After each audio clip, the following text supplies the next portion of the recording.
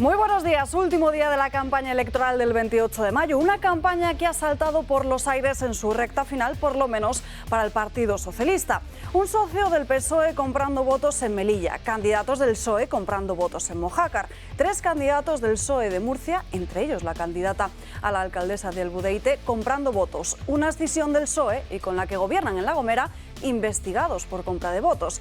La escena se repite por toda España, en Huerva de Aljarafe, en Sevilla, en Níjar, Almería o en Arona, Canarias. A esto se suma además que el PSOE en Leganés ha falsificado folletos de propaganda de un partido político local o que un candidato del PSOE al Ayuntamiento de Valencia ha tenido que renunciar tras ser detenido por pertenecer a la banda de los Latin Kings. Lo del PSOE parece de película de ciencia ficción, de telenovela o de teatro malo, porque no solo hablamos de compra de votos, también de empadronamientos masivos, peleas y hasta secuestros. La calculadora electoral de Ferraz tiembla. Ante todos estos fraudes electorales con marca socialista, sería de esperar que su secretario general y presidente del gobierno tuviera una reacción contundente y rápida.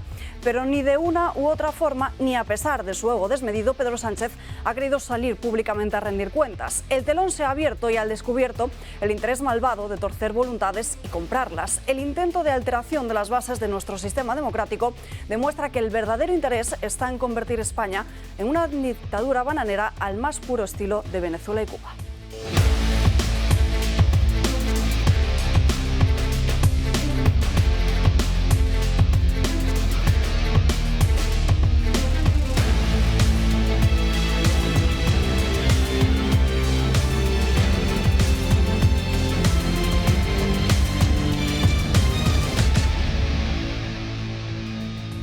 Terminamos la semana aquí en Dando Caña con muchos asuntos de los que hablar en esta agitada campaña electoral que llega a su fin. Mañana sábado, como ya saben, es día de jornada de reflexión. Veremos qué hacen o cómo se dejan ver nuestros candidatos electorales. Y además el domingo, como saben, desde las 8 menos cuarto les estaremos contando aquí en directo en el Toro Televisión qué pasa en esa jornada electoral. Una campaña electoral, unas elecciones marcadas por esa compra de votos, sobre todo por parte del Partido Socialista, las polémicas en las que se ve envuelto este partido, pero también tenemos muchos más asuntos de los que hablar. Tendremos que hablar de todas las empresas que se lanzan a esas campañas con modelos o con personas trans, también de las diferentes ayudas de la Comunidad de Madrid. Hablaremos mucho de economía y, por supuesto, contaremos a lo largo de la mañana de hoy con muchísimos candidatos. Les adelanto, estaremos en Torrevieja, en Zamora, en Jaén y también en Barcelona. Así que programa muy interesante y muy movidito. Saludamos a los invitados que nos acompañan hoy. Julio Ariza, muy buenos días. Buenos días. ¿Qué tal estás? Ganas de estar aquí con vosotros. Enormes y muy contento del nivel de contertulios que tenemos hoy, que es extraordinario. Tu Telegram, ¿qué has estado contando? De todo. Madre mía, el Telegram está... La gente me para por la calle y me dice, pero vamos a ver, ¿esto lo haces tú solo? Y digo, sí, lo hago yo solo, pero hacen falta varios para leerlo. No, hay muchísimas cosas porque hay un movimiento enorme en todo lo que hace referencia a la política internacional. En Estados Unidos están pasando muchísimas cosas, específicamente en lo que son las primarias del Partido Republicano. En torno a la guerra Rusia-Ucrania están pasando muchísimas cosas a partir de la declaración de Biden en la que afirma que va a enviar F-16. El tono, digamos, de las declaraciones y de la impresión política que se mueve en el Kremlin y en Moscú y en torno a los halcones. Yo llamo los halcones a todos los que están mucho más, digamos, radicalizados que el propio Putin, que están hablando ya de bombas tácticas nucleares, están hablando de bombardeos selectivos en el este de Ucrania, también con ojivas nucleares. La posición de Alemania, que ha ido variando de forma últimamente bastante radical. Bueno, yo creo que en lo que es la política internacional están pasando cosas muy, muy importantes y que pueden acabar afectándonos aquí en España.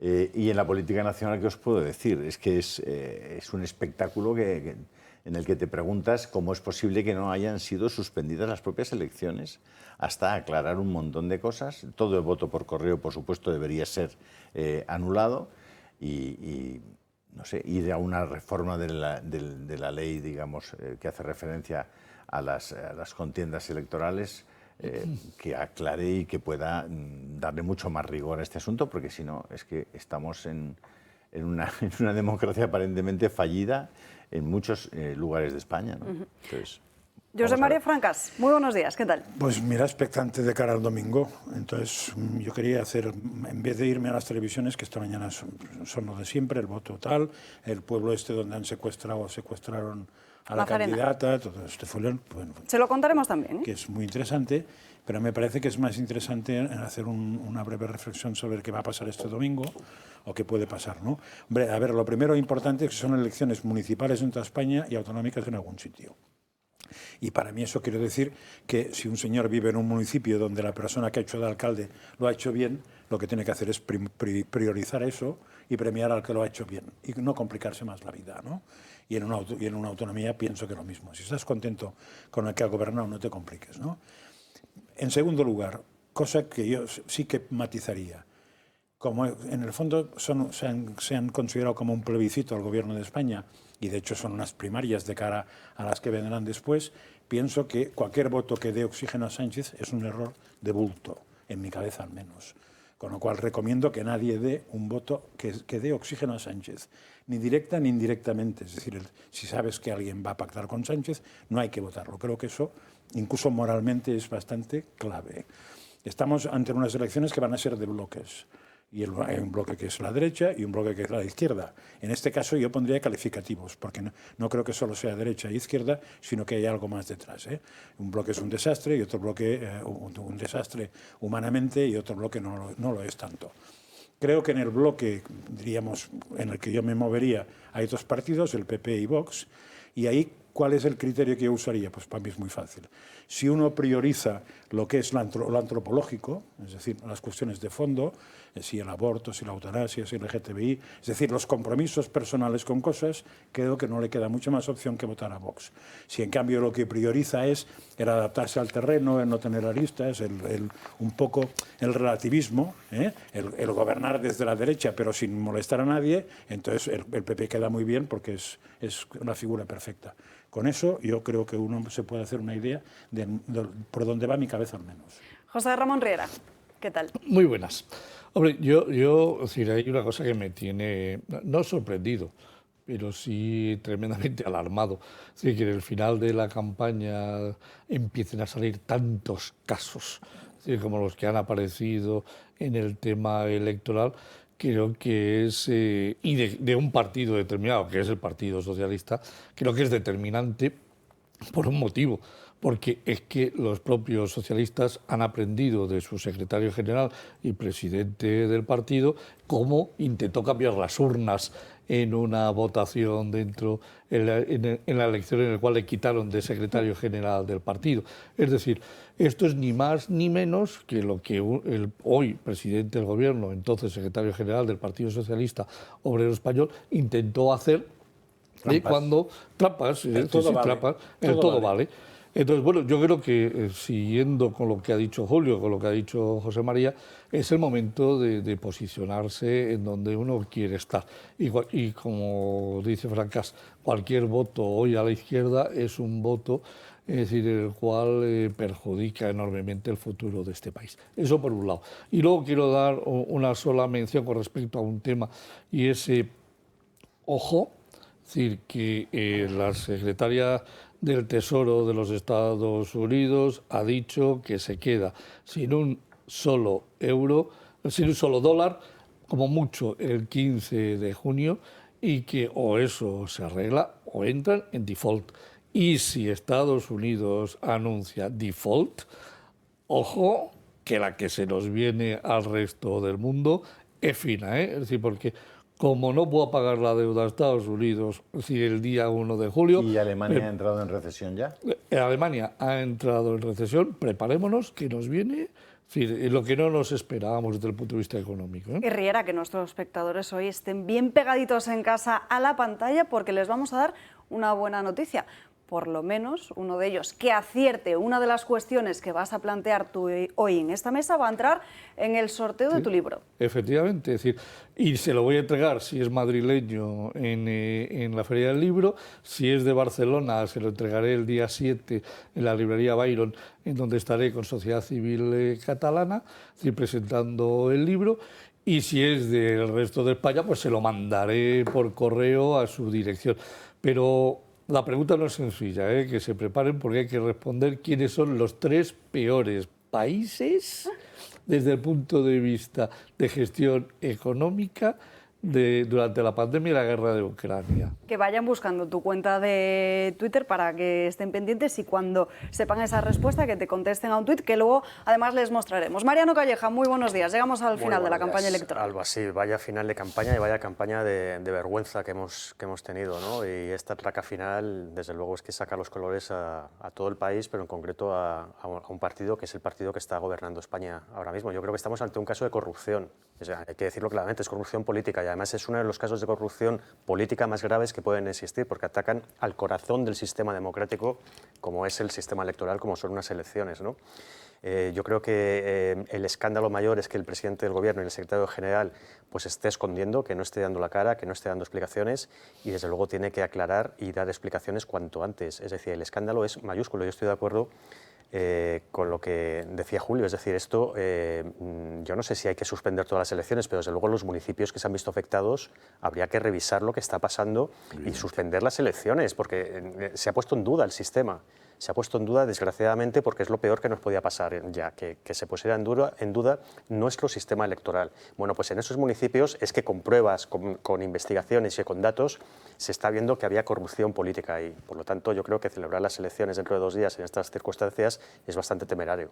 Pues ya lo ven, hablaremos mucho de la campaña electoral en el día de hoy. También aprovechen este viernes para escoger a su tertuliano favorito porque van quedando menos días de esta campaña que hemos lanzado para que nos envíen un mensaje de texto con el que apoyar a esta casa y con el que decirnos cuáles son las caras que más les gusta ver a diario en nuestros programas de debate. Simplemente tienen que enviar un mensaje de texto con el nombre o el apellido, lo que ustedes quieran, al 28088 por €1,20 podrán apoyarnos y además cuando ya estemos en el mes siguiente, en el mes de junio, les diremos quiénes son y tendremos un detalle con ellos. Así que aprovechen también para enviarnos un mensaje al 28088. Y bueno, vamos a parar un poco en medio de toda esta actualidad política, en medio de todas estas noticias que van saliendo a cuentagotas de las distintas polémicas que hay en España, sobre todo en torno al Partido Socialista. Y además, una recomendación también para nuestros políticos, que mañana es jornada de reflexión y mira, no viene mal nunca a empezar a leerse un libro. María Isabel Barreiros, muy buenos días, ¿qué tal? Hola, muy buenos días. Bueno, para quien no la conozca, es licenciada en Derecho. Ha sido profesional que ha desarrollado su actividad en el sector privado, también en el público, ha sido diputada en la Asamblea de Madrid, un largo currículum y ahora ha escrito De Príncipes Azules y otros cuentos. Sí, estoy en la etapa profesional más bonita. Después de pasar por los empresarios, que me divertí muchísimo en COE, por la Administración Central, que estuve como directora de Pymes, como directora de Desarrollo Industrial, en la Comunidad de Madrid, que como me decían en casa, te has jibarizado. De Pymes has pasado a emprendedores. Pues ahora he hecho lo que siempre me había apetecido hacer, ponerme a escribir. Bueno, es alumna en la Escuela de Escritores. Sí, señor. Y ha escrito este libro, sí, que además es el primer libro de relatos. Sí, este es un libro de relatos y yo voy a empezar a decir lo que no es, para que no haya equívocos. No es un libro feminista, porque no comulgo con el feminismo de ahora. Yo soy de los del baby boom y las mujeres de mi generación eso ya lo adelantaron hace mucho tiempo. Para mi pesar, no es un libro de cuentos infantiles y me hubiera gustado, porque yo tengo un nieto de 4 años y bueno, qué más orgullo que pudiera leer a su abuela. Pues no ha salido un libro de cuentos infantiles. Y yo creo que es un libro social y de emociones. Yo creo que eso es lo que es eso, son sentimientos. Es verdad que tiene como 3 capas, ¿no? Esto es como las cebollas. Tiene una capa en la que se puede ver la cotidianidad, el ritmo actual en Madrid o en Asturias, otra capa que sería un poco la emoción en cada uno de ellos, que a veces esa emoción te lleva desde los celos, la envidia, el miedo, la inseguridad, y aquí hago mi puntito de connotación. Lo que está pasando en España ahora denota un miedo y una inseguridad por los resultados, que es escandaloso, y eso hace que estén intentando quebrar nuestro sistema de derecho, que nos ha costado mucho entre todos hacerlo. Y luego hay una tercera capa de la cebolla que ya habéis podido comprobar, que intenta abordar de una manera sutil los problemas sociales. O sea, desde el maltrato, hay un relato que es maltrato, hay otro relato que son las discapacidades, o hay otro. Hay que ir descubriéndolos, pero están ahí. Y bueno, yo me quedé muy orgullosa. Es decir, que en este libro podemos encontrarnos con la vida real, ¿no? Absolutamente. En este libro hay una chica, Marta, que se va por la zona del Retiro y busca a su príncipe azul, y por eso el libro se llama de Príncipes Azules y otros cuentos, porque los príncipes azules, pues en que nos criamos algunas, pues no existen. O sea, esto es así, tampoco hay princesas azules, en contraste. Y a partir de ahí hago también, o intento hacer un recorrido que me ha llevado mucho a Madrid, que es donde me he criado, pero también a Asturias, que es de donde parten mis ancestros. Cangas, entonces, ¿no? Mi padre sí era de Cangas de Narcea, pero mi abuela era carballona, que eso marca carácter. Y yo me he criado mucho, para los que conocen Oviedo, iba con mis abuelos y con la osa Petro y el oso Perico. Y entonces ahí está, ahora han puesto a Mafalda, yo hice también un relato que la verdad es que lo premiaron y lo publicaron, sobre un personaje que se encuentra con Mafalda. ¿Qué le dirías tú a Mafalda? ¿Qué le dirías? Y esa conversación, pues como tantas otras que están en este libro, pues es lo que me inquieta y lo que me produce esa necesidad de escribir y de compartir. Por lo que nos está contando, podemos encontrar una lectura bastante fresca también y divertida. Sí. Bueno, lo que tiene, perdóname, si me lo permites, claro, es una penetración psicológica extraordinaria en los personajes. Entras en el alma humana con un bisturí de una precisión enorme. ¿De dónde te viene a ti ese conocimiento psicológico? Bueno, lo del bisturí viene de padre. Eso, mi padre era cirujano y al grano.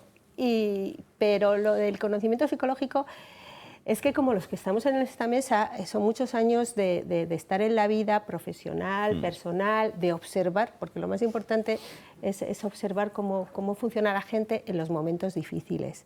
Porque en los momentos fáciles, oye, todos somos sonrisas, pero en los momentos más complicados es cuando a la gente realmente se le ve y se ve lo que hace. Y luego es verdad que, y además hay uno de los relatos que se llama Celos, que frente a lo que pueda sugerir el título no son celos de pareja. Ese es más divertido, el de los celos de pareja es más divertido, es un intercambio. Pero me estremeció a mí misma mientras la escribía, porque es un niño que es ciego y tiene un hermano pequeño, y entonces todo su mundo, cuando llega el hermano, pues se cae, porque él era el foco de atención de sus padres, como es natural. Y de repente se ve, o no se ve, se siente como relegado. Y hay una frase que, si algunos sois de familia numerosa, habréis oído siempre, eso que te decían tus padres: los hermanos lo comparten todo. Bueno, pues no es verdad, no es verdad. Es verdad que mi niño quería compartir algo más intenso, pero los hermanos lo comparten todo cuando lo comparten todo. Otras veces... Maribel, cuando te planteas escribir el libro, sabes que es un relato que va a llegar a mucha gente, que la gente lo va a leer. ¿Qué pretendes conseguir cuando esa gente lee tu libro? ¿Cuál ha sido tu objetivo al escribirlo? Pues, ¿O ha sido simplemente una evasión? Es decir, oye, voy a sacar lo que tengo dentro y lo voy a poner ahí y que salga lo que salga, o que sea lo que Dios quiera. Bueno, es que las historias vienen a ti. Entonces, ya te digo que observando a la gente ves cómo sufren. Yo lo que quiero es dar un momento de evasión a la gente. Cuando todos llegamos, que no podemos con los tacones, bueno, algunos con los zapatos, y llegas a casa y estás cansado, lo que quiero dar es un soplo de esperanza. Oye, que la vida tiene sus cosas buenas y sus cosas malas, pero al final te lo puedes tomar con esa ironía de la que hablaba Alba. Hay uno de los relatos que a mí me divirtió mucho hacerlo, es sin méritos para el infierno. Y es que pues es un muerto que resucita y se va como los infiernos de Dante, ¿no? Primero se va al cielo y ahí nadie le responde, San Pedro no se sabe dónde está, estará controlando las elecciones españolas, y luego cuando ya ve que no, aquello no arranca, pues dice, pues no, pues me voy al infierno. Y entonces va yendo al infierno en diferentes etapas, ¿no? Hay un piso en que están las pasiones, hay otro piso que están otro tipo de emociones fuertes, y al final llega al piso donde se quiere quedar, y es el de la vanidad, porque aquí estamos en un plató, pero es que hay muchísima gente que por salir en televisión y porque lo vean, ese es el protagonismo del yo absoluto, tengas o no cosas que decir. Y cuando a Francás le pasa muchísimo. Sí, hay algunos que se ve aquí y que ya se les nota, ¿eh? Hay algunos. Y cuando llega... Por eso vengo. Claro, al resto nos parece que eso es terrorífico. Y, hombre, bonito no es. Pero cuando llega a Lucifer, él le dice, ¿y para esto me molestas? Vete y haz méritos. Estás como cuando los niños, ¿no? Necesitas mejorar, esto no es suficiente. Algunos otros de nuestros políticos se quedarían allí. María Isabel Barreiro, ha sido un placer poder Es muy charlar. sugestivo el libro, ¿eh? Es muy sugestivo. Tiene un aspecto, una parte onírica, creativa, que te sorprende muchísimo. No es un libro normal. Lo recomendamos a nuestros Yo espectadores. recomiendo porque sugiere muchas cosas. De Príncipes gracias. Azules y otros Muchas cuentos. gracias. Y si hay algún político viéndonos, pues mire, para mañana la jornada de reflexión. Un placer conocerla. Gracias. Nos vamos ahora hasta la Comunidad Valenciana. Tenemos conexión en directo con Salvador Russo, candidato de Vox en Torrevieja. Muy buenos días. Hola, muy buenos días. ¿Qué tal? Bueno, Vox Torrevieja ha denunciado por supuesto delito electoral a Eduardo Dolón por los contratos del Partido Popular. ¿Qué es lo que ha pasado exactamente? Cuéntenos. Bueno, pues vamos a ver. Todo empieza en un debate electoral donde la última pregunta era ¿con quiénes pactarían? Y entonces cuando me toca a mí, bueno, el debate lo cerraba él, cuando me toca a mí digo, pues de forma natural, puesto que nosotros somos un partido liberal, pues buscaríamos coaliciones con partidos liberales, pero yo estoy abierto a que me apoye cualquiera que comparta estas ideas, tenga las siglas que tenga. Y cuando le corresponde la palabra a él, dice que él y el PP no va a pactar con nadie porque ya ha pactado con los ciudadanos a través de unos contratos electorales. Y entonces yo digo, ¿cómo? ¿Contratos electorales? A ver qué es esto. Y efectivamente me voy a la hemeroteca, empiezo a buscar lo que había hecho en los 20 últimos días, porque los contratos electorales solamente se hacen en campaña preelectoral o electoral. Debe ser por eso que le llama electorales. Y son compromisos firmados con la mayor parte de colectivos de la ciudad y con grupos y asociaciones, etcétera, en los cuales él se compromete a determinadas inversiones, a determinadas historias y tal, que luego, indudablemente, pues la mayor parte de las veces no las cumple. Pero esa es otra historia. Pero en sí el hecho, yo no soy experto en derecho, pero me estuve leyendo temas sobre esto y parece ser que incumplía o que iba contra la ley electoral de forma directa. Es decir, entonces lo consulté con los abogados de mi partido, de Vox, en Alicante, en Valencia y en Madrid, y me dijeron que sí, que con el material que les había mandado, que había, bueno, más que de sobra. De hecho, la denuncia que se presentó ayer, y aquí está, no sé si se ve, bueno, la leo, se denuncia por delito electoral del artículo 146, por delito de prevaricación del artículo 404 del Código Penal y de malversación de caudales públicos del artículo 433. Es decir, él promete o hace inversiones porque sí, porque es el alcalde, ¿no? Entonces, claro, esto lo dije ayer en un debate que había radiofónico pocas horas después de haberla presentado, porque le dije que ya le había advertido en 2 ocasiones que lo que estaba haciendo es ilegal, que seguramente, incluso que está penado entre 6 meses y 3 años de cárcel, y que le pregunté que si sabía lo que estaba haciendo, que lo explicara, y no lo quiso explicar y a fecha de hoy sigue sin explicarlo. Simplemente dicen, en fin, como cosa simpática y graciosa, que Vox en Torrevieja, que veníamos a regenerar, pues que ya somos un partido de extrema izquierda, que lo que queremos es desalojarlo del poder. O sea, bueno, pero vale, aunque eso fuera así, somos de extrema izquierda, de acuerdo, pero oiga, usted ha cometido un delito, mejor dicho 3. A eso no contestan, ¿no? Pero supongo que ya contestarán en sede judicial.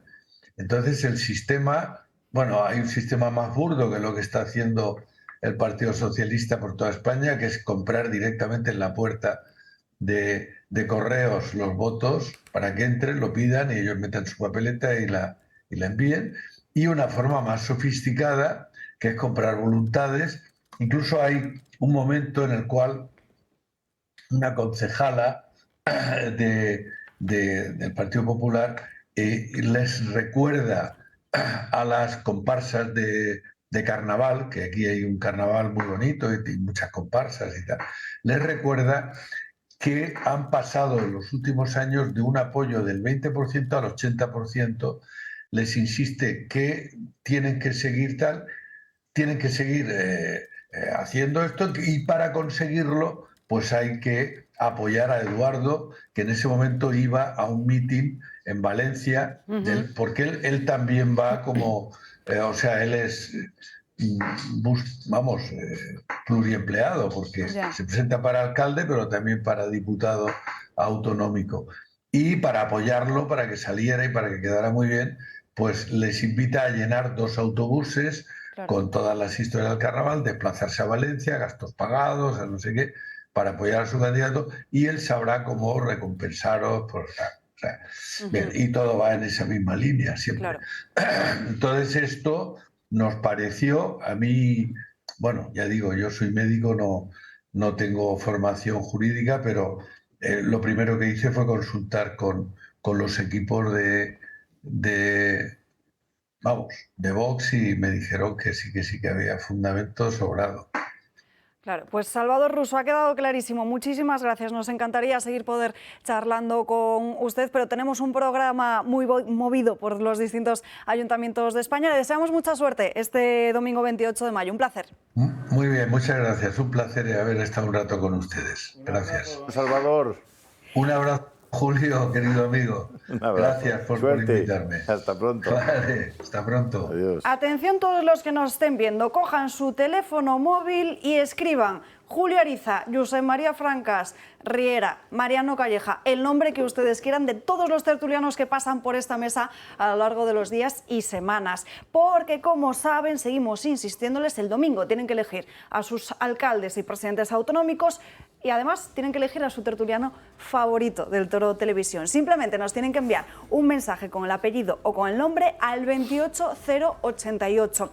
Les va a costar 1,20 €, menos de lo que cuesta un café, y nos ayudarán a que esta casa pueda seguir ofreciéndoles una información en libertad, debates tan interesantes, contenidos tan distintos que no se ven en ningún otro lado. Así que les animamos a que nos envíen ese mensaje para hacer posible el Toro Televisión.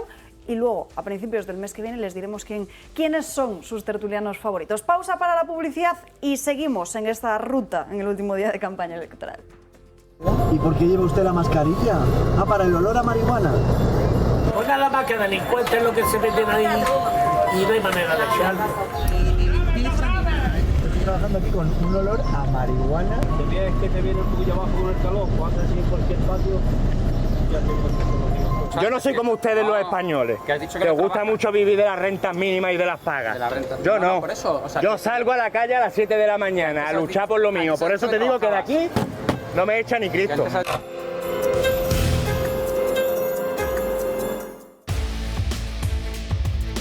Ya estamos de vuelta en Dando Caña, pasa un minuto de las 12:30 y nos vamos hasta Zamora con el candidato de Vox al Ayuntamiento, Javier Eguaras. Muy buenas tardes. Buenas tardes. Bueno, desde su partido han estado denunciando en los últimos días cómo la dejadez del Gobierno ha dejado abandonados sus barrios. ¿Cómo se encuentra ahora mismo? Explíquenos el acceso de Albiar desde la calle Cardenal Cisneros. Pues la verdad es que está en un estado lamentable. Ayer hemos colgado unas imágenes porque la verdad es que están todas las arquetas descubiertas, algunas tienen un tamaño considerable y el riesgo de caída y de una lesión grave está, vamos, a la orden del día. Supongo que esto será... una zona que está bastante más transitada de lo que inicialmente parece. Quiere trasladarle una pregunta ahora en unos minutos nuestros compañeros en la mesa, pero antes supongo que esta cuestión del estado del asfalto, que al final vemos que es algo que se repite en muchos ayuntamientos de España, es algo de lo que más preocupa a los ciudadanos, ¿no? Así se lo trasladarán los vecinos. Hombre, es que hay muchísimos barrios que están en un estado lamentable. O sea, este señor se está dedicando a prohibir circular por el centro, zonas de bajas emisiones, pero es que los barrios los tiene totalmente abandonados y eso es lo que nos manifiestan la mayoría de los vecinos cuando hablamos con ellos. ¿Qué proponen para mejorar la vida de Zamora? Bueno, nosotros llevamos como prioridad absoluta y es de cajón porque somos la población, la ciudad y la provincia más envejecida de Europa, no solo de España, sino de Europa, y somos la que más sufre la despoblación de Europa también. Entonces, evidentemente, lo primero que tenemos que hacer es rejuvenecer. Y para ello tenemos que fijar población. Y para fijar población y atraer población hay que generar puestos de trabajo. Si no, es imposible. Y los barrios han perdido muchísima vida. Hablamos con muchos mayores que ya no tienen la referencia ni de sus hijos ni de sus nietos aquí, ¿no? Y entonces es una pena que no puedan disfrutar de lo que es cuidar de los nietos, irlos a buscar al colegio, llevarlos en Semana Santa a procesionar por primera vez o a las romerías que tanto nos gustan. Supongo que en lo que principalmente quieren trabajar para que esos jóvenes no se marchen de Zamora es conseguir, bueno, que tengan oportunidades sobre todo de trabajo para poder quedarse. Eso es, esa es la prioridad absoluta, porque podemos tener una ciudad muy bonita, pero si no hay jóvenes, si no hay vida, no sirve de nada. Entonces, la prioridad absoluta es atraer empresas que generen puestos de trabajo estables, de calidad, que permitan a nuestros jóvenes quedarse aquí en Zamora, formar sus propias familias e incluso, a lo mejor, que puedan venir otros jóvenes que se marcharon o que vengan de otras provincias a quedarse aquí porque hay empleo suficiente para dinamizar la ciudad. Ese es el reto más importante que tenemos porque Zamora se muere. Ayer o antes de ayer ha salido una estadística en la que somos la ciudad o la provincia con más de 200 personas por encima de los 100 años. Que eso está muy bien. Eso significa que un problema de contaminación, como se empeñan en decir los del Grupo de Izquierda Unida, aquí no existe. O sea, el problema menos importante de Zamora es la contaminación. ¿Cómo han sido los últimos años de gestión del ayuntamiento? Me refiero en cuanto a tasas e impuestos municipales y qué proponen en este sentido. Bueno, pues nosotros llevamos en el programa la reducción de impuestos. Creo que son abusivos para los servicios que a mucha gente se les está dando, sobre todo en los barrios, porque no se les está dotando de las infraestructuras y además es que hay dinero para poderlo hacer sin necesidad de gravar a los vecinos más con más impuestos que tanto además nos cuesta pagar, ¿no? Y uno de los perdón, me he quedado en blanco. Una de las propuestas más importantes, aparte de la reducción de impuestos, es la dinamización de la ciudad, ¿no? En todos los sentidos. Hay que hacerla más accesible, hay que hacer por obligación, por ser una ciudad de más de 50.000 habitantes, zonas de bajas emisiones, pero se pueden proyectar de otra manera que no impidan a muchos de nuestros mayores el acceso a sus propias viviendas o tener su propio aparcamiento cerca o incluso que no puedan repartirles la comida que han pedido al supermercado o si tienen una avería en su casa los autónomos, fontaneros, electricistas, etcétera, no pueden acceder a esas calles que están llenas de volardos por no decir ya el riesgo de que exista un accidente y ni siquiera los bomberos puedan acceder según están proyectadas ahora mismo esas calles. Javier Eguaras, muchísimas gracias por estar con nosotros en directo. Muchísimas gracias a ¡Ánimo! vosotros y perdonad el lapsus. No pasa nada, son muchas horas de campaña electoral que ya llega a su fin. Muchísima suerte este domingo, 28 de mayo. Un placer. Muchísimas gracias a vosotros. Seguimos en estas últimas horas de campaña electoral y vamos a hacer un recorrido por toda España porque es en muchos puntos de nuestro país donde el Partido Socialista se ha lanzado directamente a manipular y a comprar voluntades con esa compra de votos. Todo saltaba con Melilla, donde sus principales socios, Coalición por Melilla, estarían detrás de ese fraude en el voto por correo, pero ahora los casos han ido saliendo poco a poco. Primero Mojácar, luego Níjar, han sido muchísimos los sitios donde este asunto ha salido a la luz. Quedan 2 días para las elecciones y poco o nada se puede hacer ya para frenar los estragos del presunto fraude electoral. A las acusaciones de compra de votos por parte de miembros del PSOE con varios candidatos detenidos se añaden ahora sus sospechas para sembrar dudas en torno al PP. En varios municipios de Huelva, los socialistas suman varias denuncias contra los de Feijóo. En Villalba de Alcor, los populares habrían solicitado 800 votos por correo con la firma telemática del propio ayuntamiento. En Paterna del Campo incluso habrían intentado comprar el voto de personas con discapacidad a cambio de hasta 120 euros. Y en Palma del Condado sospechan varios votos por correo han sido remitidos a domicilios que no corresponden a los de los solicitados, sino a los de miembros del partido. También en Cáceres, en Casares de las Urdes, se investiga si el número 2 del municipio ha cometido a través de un audio un delito por presiones a los jóvenes pidiéndoles su voto a cambio de no trabajar como interventor el día de las elecciones. En el Partido Popular no registran por ahora detenciones, donde sí en el PSOE. En Albudeite, Murcia, la candidata socialista a la alcaldía ha sido detenida junto a varios miembros de su equipo acusados de formar parte de la trama del fraude electoral. Todos ellos han sido puestos en libertad con cargos a la espera de prestar declaración en un juzgado. Y en La Gomera, incluso la Fiscalía Anticorrupción investiga al Cabildo, que depende del socialista Casimiro Curbelo, tras conocer que se habrían tramitado una veintena de certificados digitales para la supuesta emisión del voto por correo sin contar siquiera con los interesados. Pero no todo queda aquí para el Partido Socialista.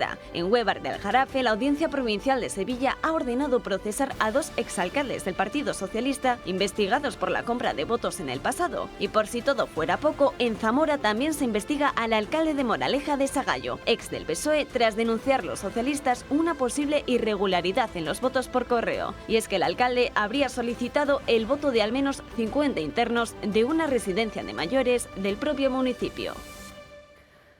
Bueno, además de esto, los diferentes medios de comunicación siguen publicando diferentes informaciones, novedades y actualización de los casos que están salpicando al Partido Socialista en diferentes ayuntamientos. De hecho, el Confidencial publica cómo un capo de un club de fútbol compró 600 votos para que fueran a parar a Coalición por Melilla. Eso en la ciudad autónoma, pero atención, porque el diario Las Provincias publica hoy cómo el candidato del Partido Socialista al Ayuntamiento de Valencia, uno de ellos, ha tenido que renunciar a ir en esa lista después de haber sido detenido por la policía por pertenecer a la banda de los Latin Kings. Qué cosa más curiosa, sí.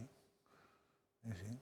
Y de momento no hemos visto todavía a Pedro Sánchez dar una respuesta en este asunto y al final lo que todos nos estamos preguntando en esta jornada electoral es por qué no se suspende el voto por correo y se vuelve a habilitar el sistema, al igual que se recuenta el voto por el voto extranjero, que se cuenta una vez pasadas las elecciones, ¿no? Sí, a ver, yo no soy partidario de suspender esas elecciones por lo que está pasando, pero sí soy partidario de suspender el voto por correo. No sé si definitivamente en esas elecciones o dando la opción de que repitan otra vez con el criterio muy claro de que o vas a votar con tu carta de identidad o te puedes ahorrar el viaje porque no vas a votar. De todos modos, lo que me sigue dejando asombrado es los dogmas esos políticos que corren por el país, ¿no? Si os acordáis, hace un mes la frase de las tertulias por la mañana era: la ley del sí es perfecta, aunque tiene un error, ¿no? Y ahora todos los comentaristas dicen lo mismo. El sistema electoral español es exportable, es el mejor del mundo, es un paradigma, lo estudian todos, pero, pues mire, si tiene peros no es el mejor. O sea, ese sistema de mejor no tiene nada, y lo que está claro es que nos va a acabar avergonzando. porque el voto por correo está claro que puede ser un pufo siempre, y yo además he explicado más de una vez aquí que el propio voto, la propia contabilidad, porque otra cosa que esta mañana en todas las televisiones decían, un ejemplo de lo bueno que era el sistema español es que en 2 horas sabías el resultado. Melón, que sabes el resultado provisional, pero no el definitivo, que no sabrás nunca porque nadie lo cuenta. Pues eso no se dice. O sea, hombre, no habrá que suspender las elecciones, probablemente eso es una medida extrema, pero sí. yo he colgado en Telegram, lo podéis ver, un poquito una sucesión de noticias de estos últimos 72 horas, vamos. El juez ve indicios relevantes de que el número 3 del PSOE urdió el secuestro de una concejal de Maracena para silenciar una denuncia de corrupción. Vídeo. Detenido el número 2 de la lista del PSOE en Mojácar, Almería, por compra de votos. Última hora. La Guardia Civil detiene a la candidata del PSOE en Albudeite, Murcia, por compra de votos. La Guardia Civil detiene a la candidata del PSOE en Albudeite por la compra de los votos. Los 7 detenidos por compra de votos en Mojácar están vinculados al PSOE. Un candidato del PSOE en Valencia, miembro de los Latin King, renuncia a la lista. El alcalde socialista de Galapagar a juicio por acoso laboral. A la Secretaría General del Ayuntamiento. Dimite sus cargos el número 2 de la lista del PSOE en Tenerife, detenido por agresión y romperle la pierna a un señor. Dimite sus cargos el número tal. Anticorrupción abre una investigación sobre el voto por correo en La Gomera. Puedo seguir, pero esto lo tenéis en Telegram. Oye, nosotros se lo hemos contado más detallado en ese vídeo que acabamos de mostrar. Julio ha ido más a saco con todos los titulares. Después, en unos minutos, les contaremos además esa casi historia de telenovela de Mazarena. Y acaba de decir Salvador Russo, otro caso. Exacto. Quiero decir, es que yo, chico...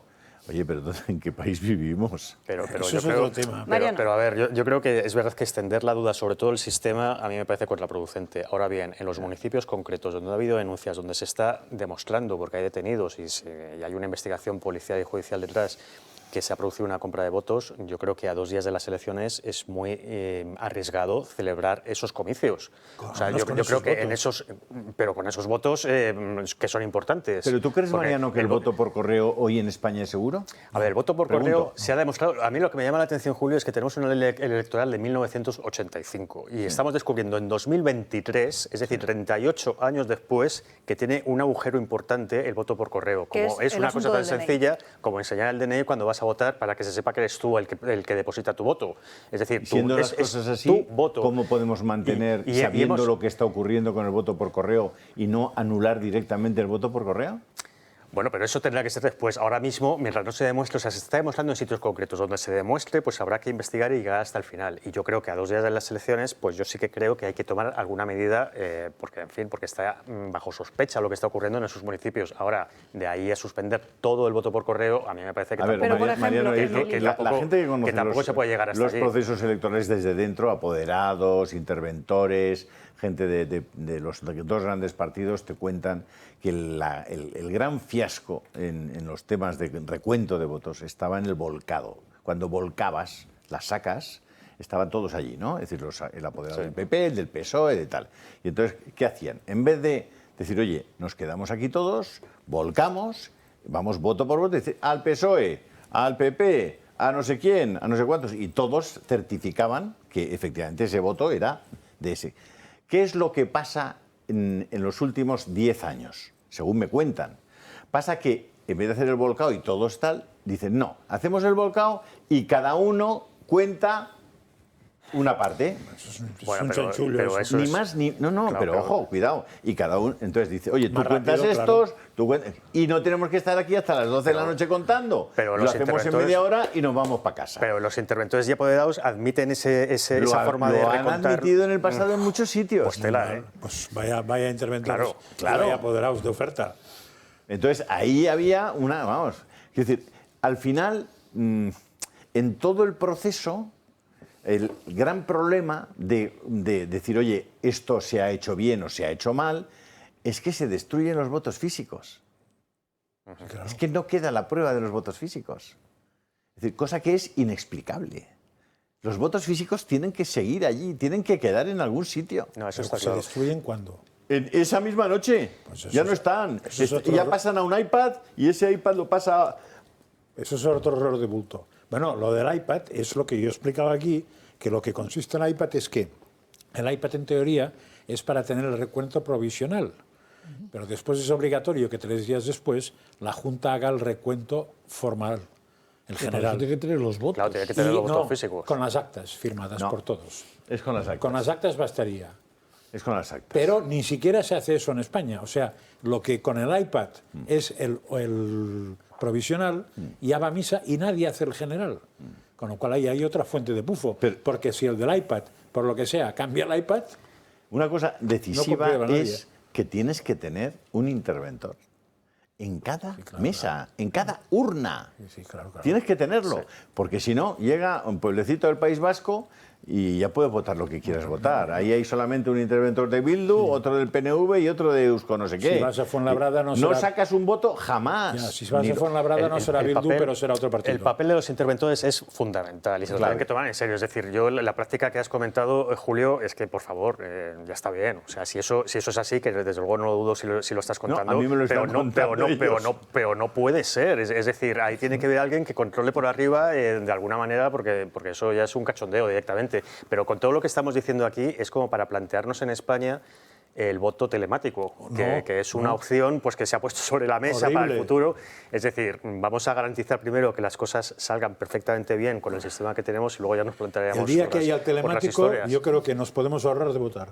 Sí. O sea, vámonos hasta la comunidad. Y tal como va la inteligencia artificial, tú le preguntas, oye, dime quién va a ganar el domingo y te da los resultados ya.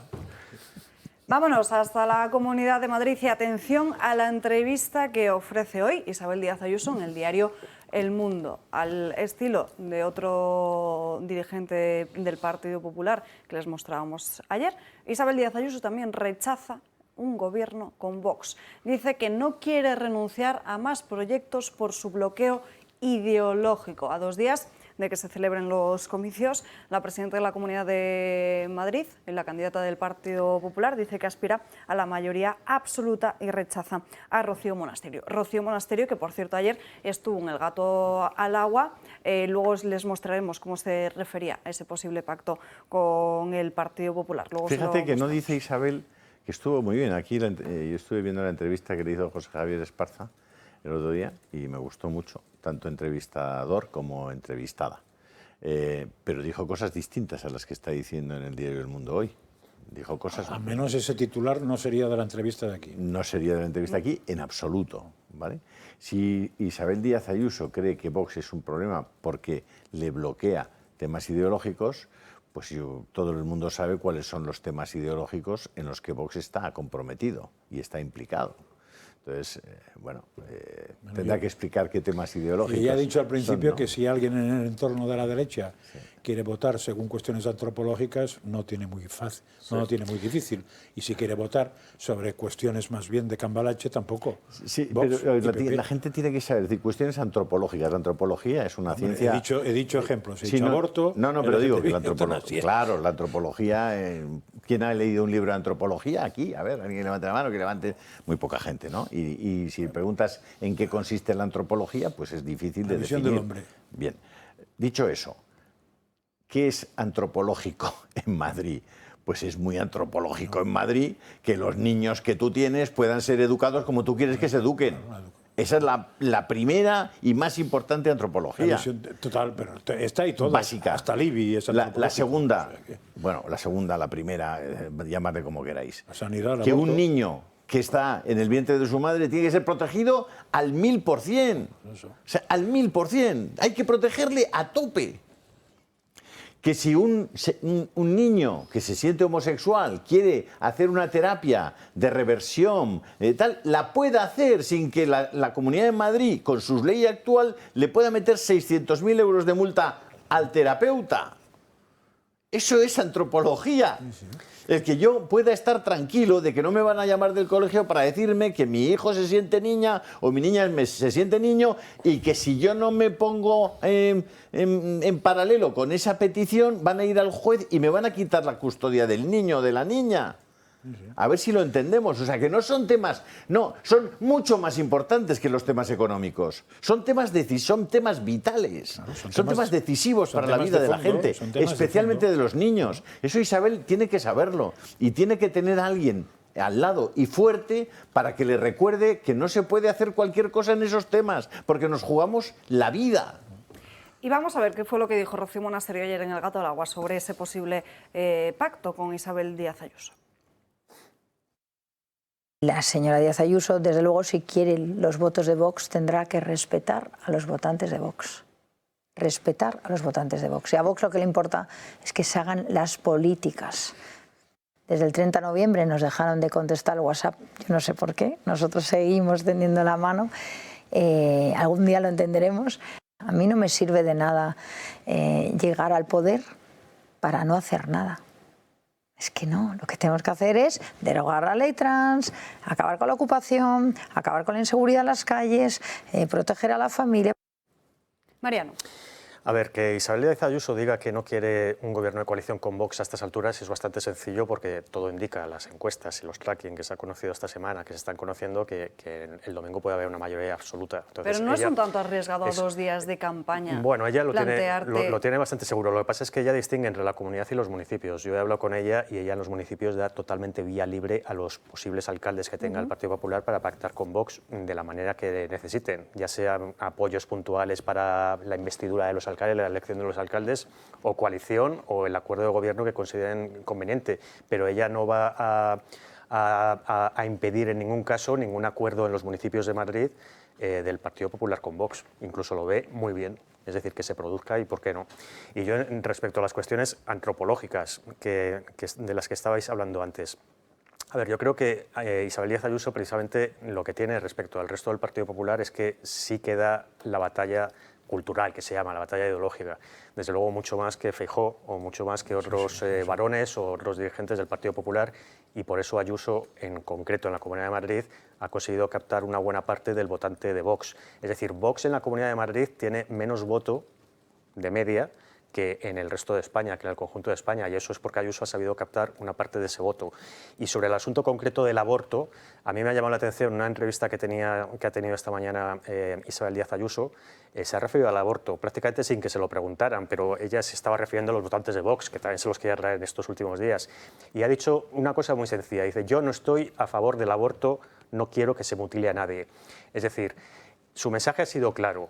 Luego se puede hablar de lo que está pasando con el aborto en España, pero hay que recordar que en la Comunidad de Madrid, por encima de la Comunidad de Madrid, está la ley nacional, aprobada por la izquierda. Y eso en la Comunidad de Madrid, por mucha antropología que podamos tener los madrileños y por muy en contra que estemos los madrileños, algunos madrileños, del aborto y de la ley del aborto, pues la ley del aborto nacional pues manda. Tienes razón, Mariano, pero déjame hacerte un apunte. Siendo eso así, el presidente del Partido Popular, Alberto Núñez Feijóo, cuando sale la noticia de que el Tribunal Constitucional va a emitir un fallo declarando un derecho, el derecho al aborto o el aborto como un derecho, sale inmediatamente a la palestra, es el que manda y el que representa al Partido Popular, y dice públicamente que ya le parece bien porque la sociedad ha cambiado y que se declare que el aborto es un derecho le parece correcto. Bien, Isabel Díaz Ayuso forma parte de ese partido. Sí. Forma parte de ese partido que afirma que ya les parece bien que el aborto sea un derecho. Sí, pero aquí dijo que no, ¿eh? En la entrevista aquí dijo que no era un derecho. Lo que pasa es que forma parte de un partido que va a hacer lo que va a hacer a nivel nacional. Evidentemente, lo que se haga en el futuro sobre el aborto va a estar completamente condicionado por la sentencia del Tribunal Constitucional, que, por cierto, tiene un voto particular de Concepción Espejel espectacular, espectacular. Es decir, la sentencia del Tribunal Constitucional es que no es una sentencia, es un disparate completo. Pero bueno, eso, si queréis... Es una modificación de la Constitución. Es una modificación de la Constitución, cosa que no puede hacer el Tribunal. Bueno, dicho eso, Isabel Díaz Ayuso tiene que asumir un compromiso directo de echar la ley trans atrás inmediatamente, porque la ley trans de Madrid es probablemente una de las peores leyes trans que hay en España. Una de las peores. Una ley trans que no fue suya, fue de la etapa anterior de la Comunidad de Madrid, con Cristina Cifuentes. Pero si me da igual que sea suya o que no sea suya. Bueno, pero si tú has tenido por situarlo como en su Zapatero tiempo. En el primer minuto, oye, ley trans, autodeterminación de género, yo puedo ser lo que sea en el artículo primero. No, esto es un disparate, fuera la ley trans, hemos estado 4 años y no se ha echado atrás. Si en la primera parte de la legislatura ha tenido un gobierno de coalición con Ciudadanos, que fue el que quiso tener esa ley trans en la Comunidad de Madrid, pues en los 2 primeros años de legislatura ya los eliminamos porque no tenía mayoría para... No pudo. En la segunda parte de la legislatura seguramente no quiso porque no lo hizo, y ahí con Vox sí que lo hubiera podido hacer, pero teniendo en cuenta... Vamos a ver, aparte del efecto pedagógico de la ley, que yo creo que la ley marca los comportamientos sociales a medio y largo plazo, los construye. O sea, es decir, tú haces una ley de lo que pasó en la Alemania de Hitler. Es decir, la ley positiva está marcando los comportamientos sociales y está condicionándolos. Eso Isabel Díaz Ayuso o sus asesores tal, lo saben. Y no han tomado medidas. Entonces, yo por lo que apuesto es por un partido político y por un gobierno que sea consciente de que las leyes están modulando la sociedad. Porque si tú no lo haces, si tú no cambias esas leyes, van a ir a peor. Estás aportando votantes a tus enemigos ideológicos y políticos para el futuro, que es lo que ha hecho sistemáticamente el Partido Popular. Ha construido y ha permitido la formación de una opinión pública contraria a ellos mismos. Como muchos empresarios permiten que se construya una opinión pública contraria a los empresarios, contraria a los que han hecho, a los innovadores, contraria a los... Es que es un disparate. Entonces, por eso yo siempre digo, en estas elecciones, donde que haya 2 partidos en la derecha no fragmenta, sino que al final suman, no ningún problema en votar a uno o votar al otro, sí. Yo le pido a la gente que vote por aquello que va a hacer un futuro mejor para sus hijos, un futuro de más libertad. Es lo único que digo. Entonces, que lo miren, lo piensen y, como decía José María Francás, que cada palo aguante su vela. Después, una mayoría absoluta de un partido en el que va a estar en el frontispicio que el aborto es un derecho, como ha admitido su presidente, yo quiero que esté condicionado, porque no es un derecho. Y eso es importantísimo. Y quiero que el tema de trans estén condicionados para que se vean forzados a hacer un cambio legislativo lo antes posible. Es que son cosas muy graves y muy serias. Estamos jugándonos a nuestros hijos. No nos estamos jugando a pagar 4 impuestos más. No, a nuestros hijos y nuestros nietos. Nos tenemos que ir a una pausa de publicidad, pero antes una noticia muy rápida. El Partido Popular de Madrid, como saben, se posiciona frente a Vox, pero también frente a Ciudadanos. Le hemos estado contando en los últimos días esa estrategia del Partido Popular, pero ojo a lo que publica Voz Populi, que dice que a Almeida, a nivel de ayuntamiento, ofrecerían a Begoña Villacís un salvavidas si Ciudadanos se une el domingo. Y, por cierto, yo voy a hacerle la contracampaña a Julio, porque...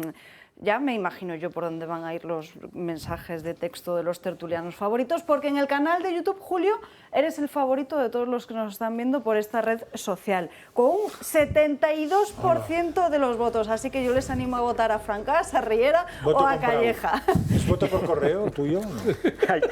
Hay que suspender las elecciones. En fin, bueno, muchas gracias por la confianza, pero hay muchos contertulios mucho mejores que yo, eso no tengo ninguna duda. Les pido que nos envíen un mensaje con la palabra, con el nombre también de Julio, si es su tertuliano favorito, nos lo dicen y ya está, no pasa nada, al 28088, y así nos podrán ayudar. Ojo, saquen agenda, saquen el calendario y apunten. 21, 22 y 23 de junio, esas jornadas que les llevamos recordando a diario en el Valle de los Caídos. Como saben, se van a alojar allí, en un entorno muy especial, van a disfrutar de conferencias. Además, entre esas conferencias va a estar seguramente alguno de sus tertulianos favoritos y también presentadores de esta casa. Xavier Cajo, José Javier Esparza, Kaki Minuesa, Julio Ariza, Josep María Francás, Quintana Paz y muchos más. El miércoles, además, se va a hacer una visita al Real Monasterio del Escorial. Reserven cuanto antes, porque las plazas, se lo vengo insistiendo, luego se quedarán sin sitio. Las plazas son limitadas. Lo único que tienen que hacer ahora en la publicidad, teclean 91 616 24 64, o si lo prefieren escriben un correo electrónico a club@eltorotv.eu. 91 616 24 64. Publicidad y seguimos.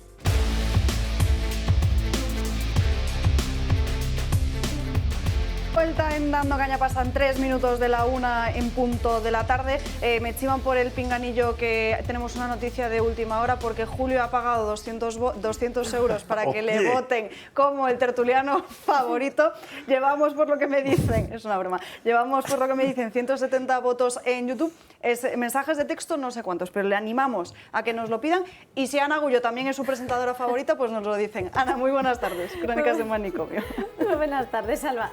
Yo no sé si se acordarán los espectadores, pero aquí contamos cómo el Tribunal Supremo había dictaminado que las empresas podían despedir a sus trabajadores si de forma reiterada acudían al trabajo con la ropa sucia u oliendo mal. Bien, pues ahora le ha tocado el turno a los grandes almacenes, porque Carrefour o Lidl, entre otras empresas, podrán también sancionar a sus trabajadores por falta de higiene. Así lo recogió el último convenio colectivo que fue publicado en el BOE el pasado mes de diciembre. Y aquí exactamente esto afecta a unos 12.000 trabajadores que se encuentran distribuidos por todo el territorio nacional en más de 200 centros. Pero exactamente, ¿qué dice este convenio? Bien, para ello nos tenemos que ir al artículo 51 del convenio, que establece lo siguiente: que por falta de higiene, aseo y limpieza de forma continuada, y no solo de forma continuada, sino cualquier comportamiento que suponga y que pueda afectar a la imagen de la empresa, supone una falta leve. Y es más, si hay reincidencia, es decir, si se hace de forma continuada, entonces ya no será una falta leve, sino una falta grave. Vamos a irnos al artículo 52 para ver qué establece ese régimen sancionador. Establece, en primer lugar, que por falta leve significará y supondrá, primero, una amonestación por escrito al trabajador y luego también la suspensión de empleo y sueldo de hasta 3 días. Pero, si es una falta grave, entonces supone la suspensión de empleo y sueldo de mínimo 4 días hasta los 15. ¿Y esto hasta cuándo estará en vigor? Bien, pues en principio hasta el 28 de febrero del año 2026, salvo que diga otra cosa, que no dicen lo contrario el BOE, o que se apruebe, por ejemplo, otro convenio que no nos debería sorprender, porque ya en el mes de marzo Comisiones Obreras sacó adelante otro convenio con los grandes almacenes, donde en este sentido parece que están muy igualados, es decir, dicen un poco lo mismo, pero aquí lo matizan un poco más. En el artículo 55 establece que esa falta de aseo y limpieza personal, cuando sea de tal índole, y esto es lo que cambia, pueda afectar al proceso productivo o a la imagen de la empresa, se considerará una falta leve y supone la misma sanción, esa suspensión de empleo y sueldo de hasta 3 días. Yo no lo sé, es que vamos desencadenando. Hombre, es un poco complicado estar trabajando con una persona al lado que huele mal. Sí, no, la verdad es que sí, debe ser. Sí. Yo tengo Mira, alguna Julio, experiencia. ¿Tú tienes alguna experiencia? ¿A izquierda o a derecha? Espero que no puedan decir los que han trabajado conmigo en el pasado sobre mí. Pero hay que procurar estar aseado, claro, es que es muy importante, es que puede hacer la vida insoportable. Hay determinadas personas que no son conscientes. Muchas veces no es solamente que tú no te asees, es que no asees la ropa que llevas. Claro. Es decir, claro, si tú no lavas tus camisas, no lavas tu ropa y te pones siempre la misma ropa o repites varios días, pues olvídate, ya puedes ir duchadísimo, vas a oler a rayos. Entonces yo creo que sí, que hay cosas que uno debe decir, oye, piensa en los demás, ¿no? Pero eso yo creo que es tan elemental que, en fin... Bueno, lo que sentenció el Tribunal Supremo fue que perjudicaba la integridad física y moral, para que, fijaros lo importante que es, de los trabajadores que tenían que soportar esa falta de higiene y por el grave malestar que podría suponer al resto de compañeros. Creo que lo llevaron al Tribunal Supremo antes de que emitiera la sentencia para que sus señorías tomaran nota. Yo que soy mayor que Julio, puedo afirmar y afirmo que efectivamente es terrible. Cuando te pasa en tu entorno con algún empleado, lo mejor, lo más sencillo, yo es lo que he hecho, es decir, llevármelo a tomar un café tranquilamente, a hablar con él y darle unos cuantos consejos porque yo lo hice con un es duro, trabajador es duro, majo, tal, no sé cuántos, hice ese café y tal y no me volvió a hablar nunca. Sí, es duro. Pero bueno, mejor eso que todos los días os ha pasado, os pregunto, porque a lo mejor hay alguien en su casa que nos está viendo y que también ha estado en esta situación y que muchas veces no se sabe cómo tienes que enfrentar una conversación así. ¿Cuáles serían los tips? Ya que vosotros lo que no puedes hacer es no enfrentarla. No, lo primero es tratarlo de la forma más natural. Pero no en el ambiente posible. de trabajo, te lo llevas a otro lado. A ver, yo si tengo que tener una conversación, por supuesto, contaría con ChatGPT y le preguntaría cómo tengo que abordar esa conversación. Probadlo, porque ayer probé una cosa que si tuviera tiempo os leería, pero le pregunté a ChatGPT a ver si eran posibles estos juicios sintéticos a priori en la crítica de la razón pura de Kant, y en menos de un segundo me contestó.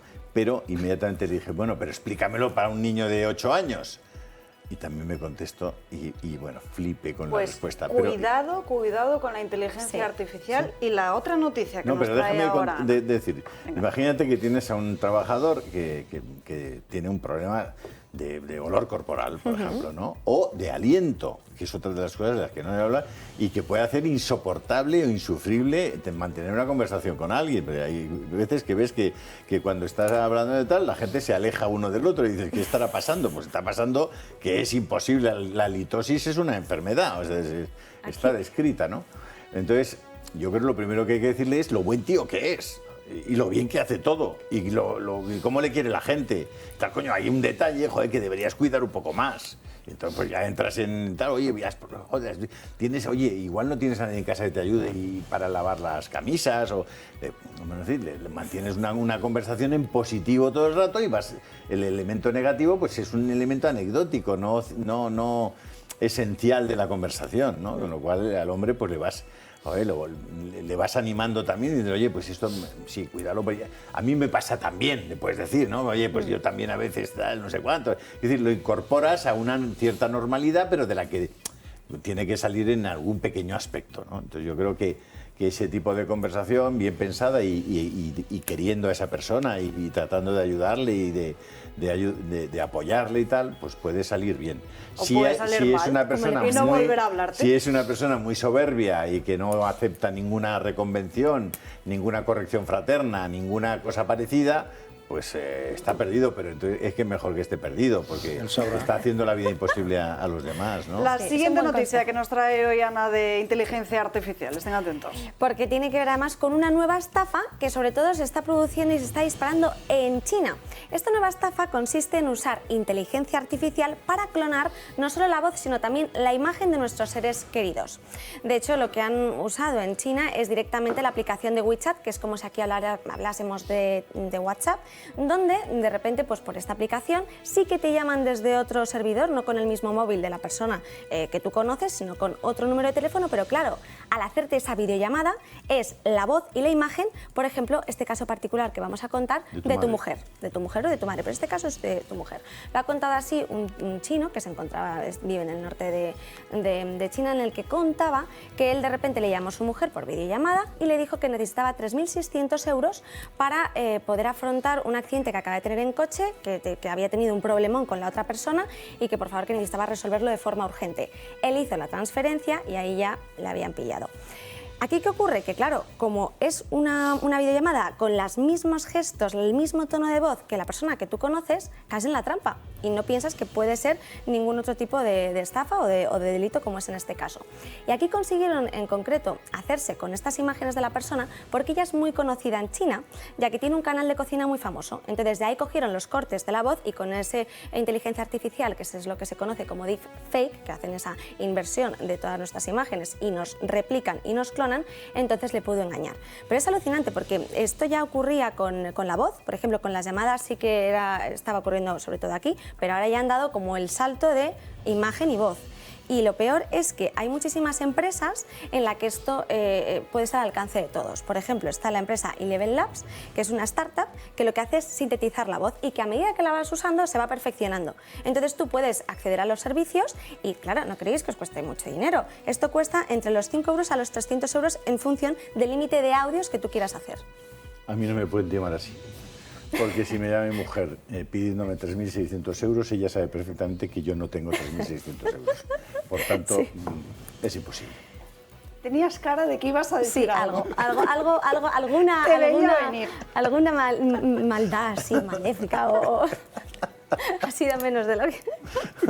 No ha sido para tanto. No ha sido para tanto. Por eso, pero eso de la inteligencia artificial tienes que traernos más temas. Traigo un montón, a mí me encanta, ¿verdad? Sí, porque es un asunto que cambia el paradigma. Es decir, es una cosa de no creer. O sea, os recomiendo a todos, no os quedéis fuera de ese asunto, porque además hoy hay digamos, el proceso en el ordenador no es cuántico todavía. En el momento en que sea cuántico, el que va a salir un tío de la pantalla y te va a meter una leche. O sea, es que no sabéis lo que es. Esto que acabas de decir no es una cosa casi menor ya. Sí, pero Es decir, bueno. lo que es capaz de hacer. Y luego Google que se prepare, porque Google tiene una tecnología incluso superior a ChatGPT. Pero si la implementa, se mata a sí mismo, se suicida. Porque claro, ya lo de la indexación, el SEO, todas esas cosas, ya no vas a preguntarle a Google dónde no sé qué. No. Es que todo va a estar... Fijaos que ChatGPT se fue de Internet en el 2021. Se desconectó de Internet. Ahora la batalla es Microsoft contra Google. Una batalla feroz, terrible, y veremos, uno de los dos va a quedar vivo, pero no los dos, ¿eh? De hecho, un asunto súper interesante. todos estos fraudes que se están, ciberdelitos que se están haciendo y se están cometiendo, ya el año pasado incrementaron un 30% y habían perdido, según la Comisión Federal de Comercio, los usuarios y las víctimas más de casi 9 millones, mil millones de dólares. Pero claro, si empezamos a implementar la inteligencia artificial, es que esto se puede volver exponencial y crecer muchísimo. Hay que tener mucho cuidado. Hay una cantidad enorme de puestos de trabajo que simplemente dejan de tener sentido. Y algunas universidades americanas, te doy la palabra inmediatamente, ya están volviendo al papel y al lápiz. Sí, simplemente lo que quiero decir cuando has dicho que es una batalla tremenda a muerte entre Google y Microsoft, no solamente es cierto, sino que la gran deriva viene por el poder en la nube. Y el poder en la nube resulta que Microsoft está generando el 40% de la venta mundial de la nube, la ingresa Microsoft, el 32-33%, es decir, Amazon. Y Google solo está a punto de llegar al 10%, lo cual quiere decir... Apple no entra. Y aquí tenemos que dejar este asunto porque, como sabéis, llevamos un programa un tanto atropellado hoy. Ana, gracias por estas crónicas de Manicomio. Atención, otra marca más que se suma a la promoción de sus productos usando una imagen trans. Gabriel Serrano, Gaby, cuéntanos, ¿cuál ha sido? Así es, Alba, la cultura woke sigue estando muy presente y más ahora ya que el próximo mes de junio es considerado el mes del orgullo. North Face, la marca de ropa especializada en actividades al aire libre, se une a las campañas de contar con personas trans para promocionar sus productos. Ha lanzado un anuncio con el eslogan El verano del orgullo, en el que aparece la drag queen Patagonia y se presenta diciendo: soy homosexual en la vida real, estoy aquí con The North Face para ayudarte a salir del armario en la naturaleza. Uno de los eslogans de la marca es apoyar a quienes apoyan su visión de una industria al aire libre más inclusiva, y lo quieren dejar bien claro con este vídeo. Otras marcas comerciales también han contado con personas trans para anunciar sus productos.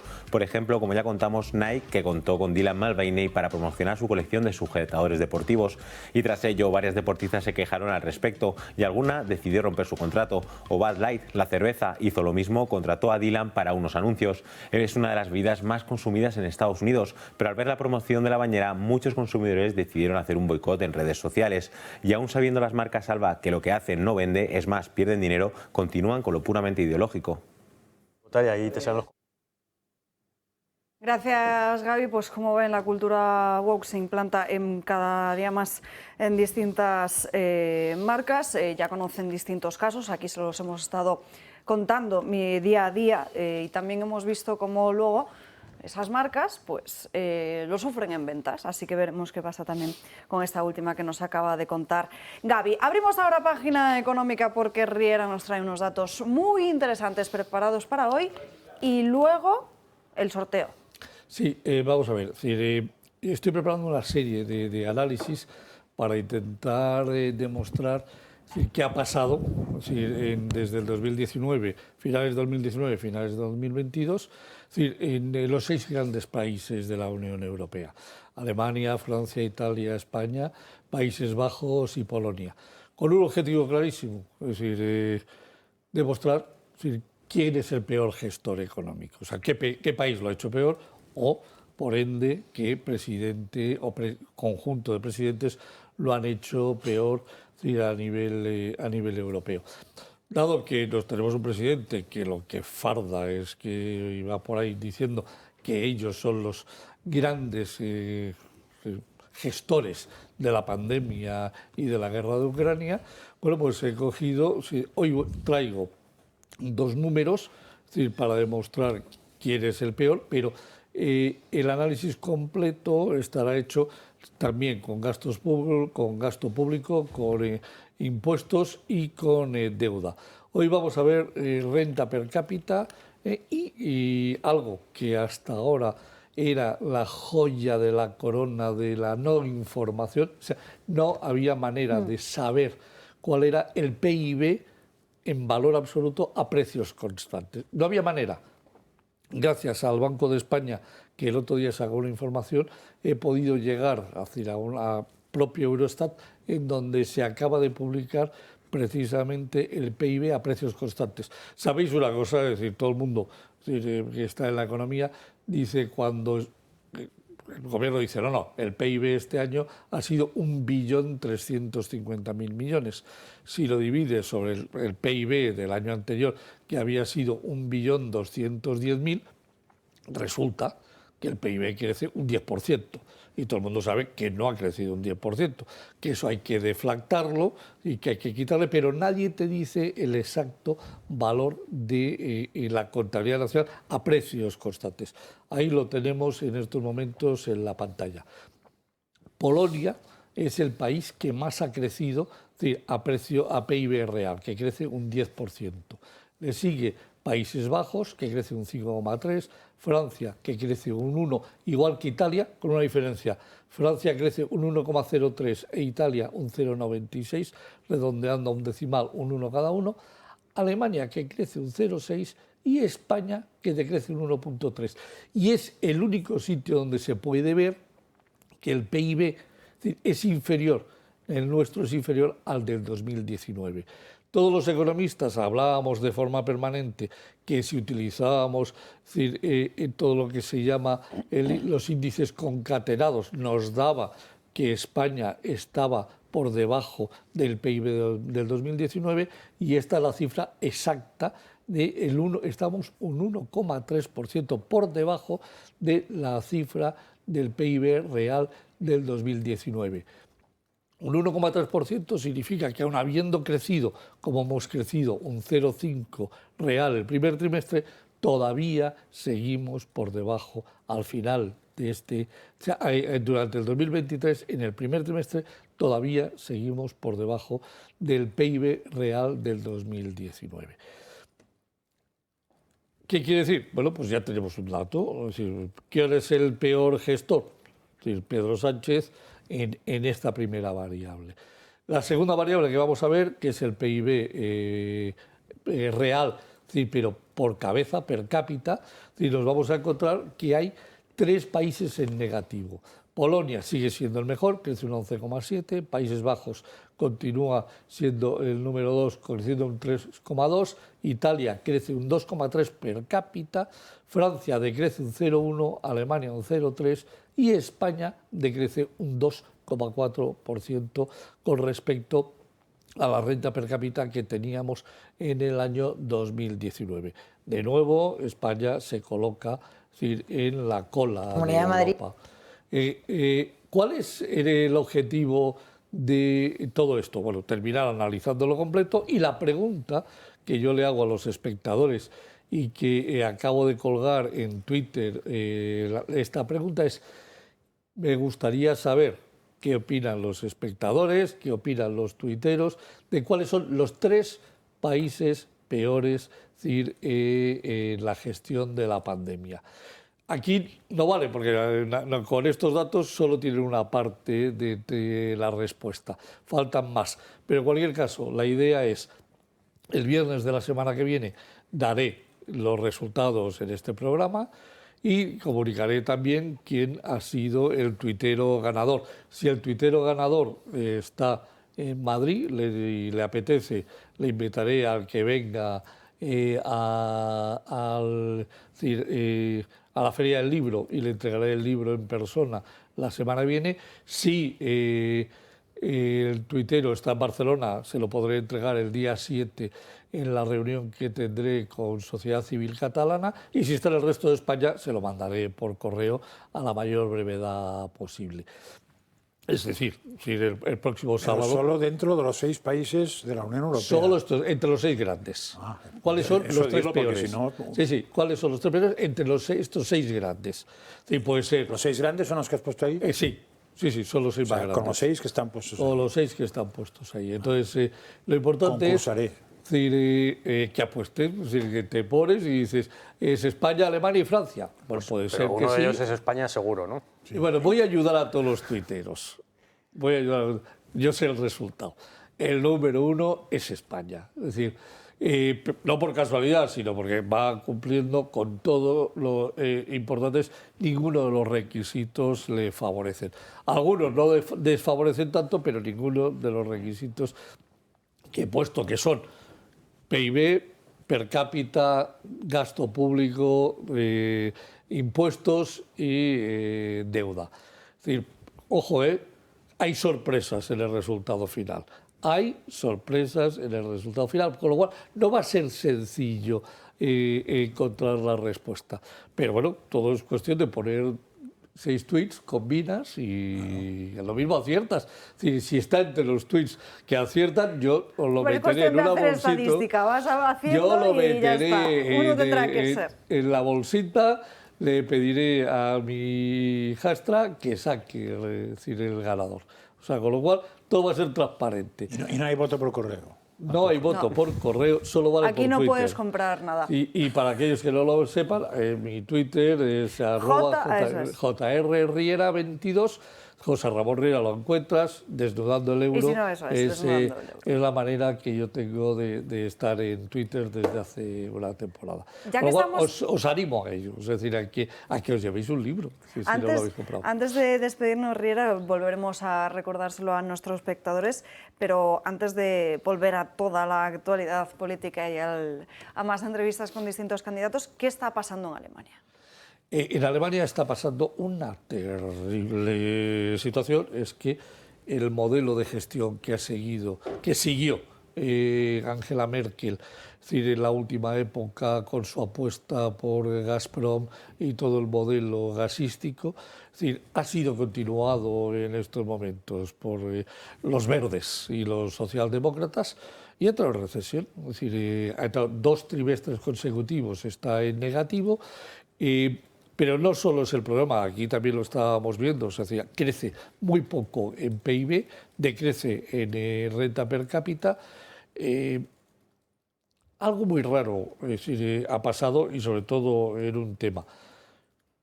Alemania era la reina de evitar la inflación. Es decir, lo llevaban hasta las últimas consecuencias, cualquier cosa que pudiese producir inflación, Alemania se oponía. ¿Qué ha pasado con la pandemia? Pues que entre los 6 países que veis ahí, han emitido ellos solos 1 billón de deuda. Perdón, 1,5 billones de deuda. Han generado un déficit de 1 billón, pero han necesitado para financiar otros proyectos 1,5 billones de deuda. ¿Qué quiere decir? Que le han dado a la maquinita a través del Banco Central Europeo, le han metido a la economía estos 6 países 1,5 billones ellos solos. La inflación no se ha producido porque de pronto hayan subido los precios de la energía, que ha subido, no solo por los precios de algunas materias primas, que ya han bajado y están incluso muy por debajo de lo que estaban hace 1 año y medio, y en cambio la inflación sigue estando en Europa en un 8,5%. ¿Y cómo afecta al resto de países que Alemania haya entrado en recesión? Pues lo vamos a ver porque todos decíamos que si Estados Unidos se constipa, Europa, es decir, que coge una pulmonía, en Europa, si Alemania se constipa, los demás pillamos un gripazo de 3 pares de narices. ¿Por qué? Porque es el motor, sigue siendo la maquinaria, era la maquinaria de Europa. Es decir, por algo es el país número 1, por algo es el PIB más grande, por algo tiene una industria automovilística, es decir, que es espectacular, tiene una industria química que es espectacular, tiene una industria, es decir, que supone prácticamente solo desde el punto de vista industrial Alemania es el 30% de la industria europea.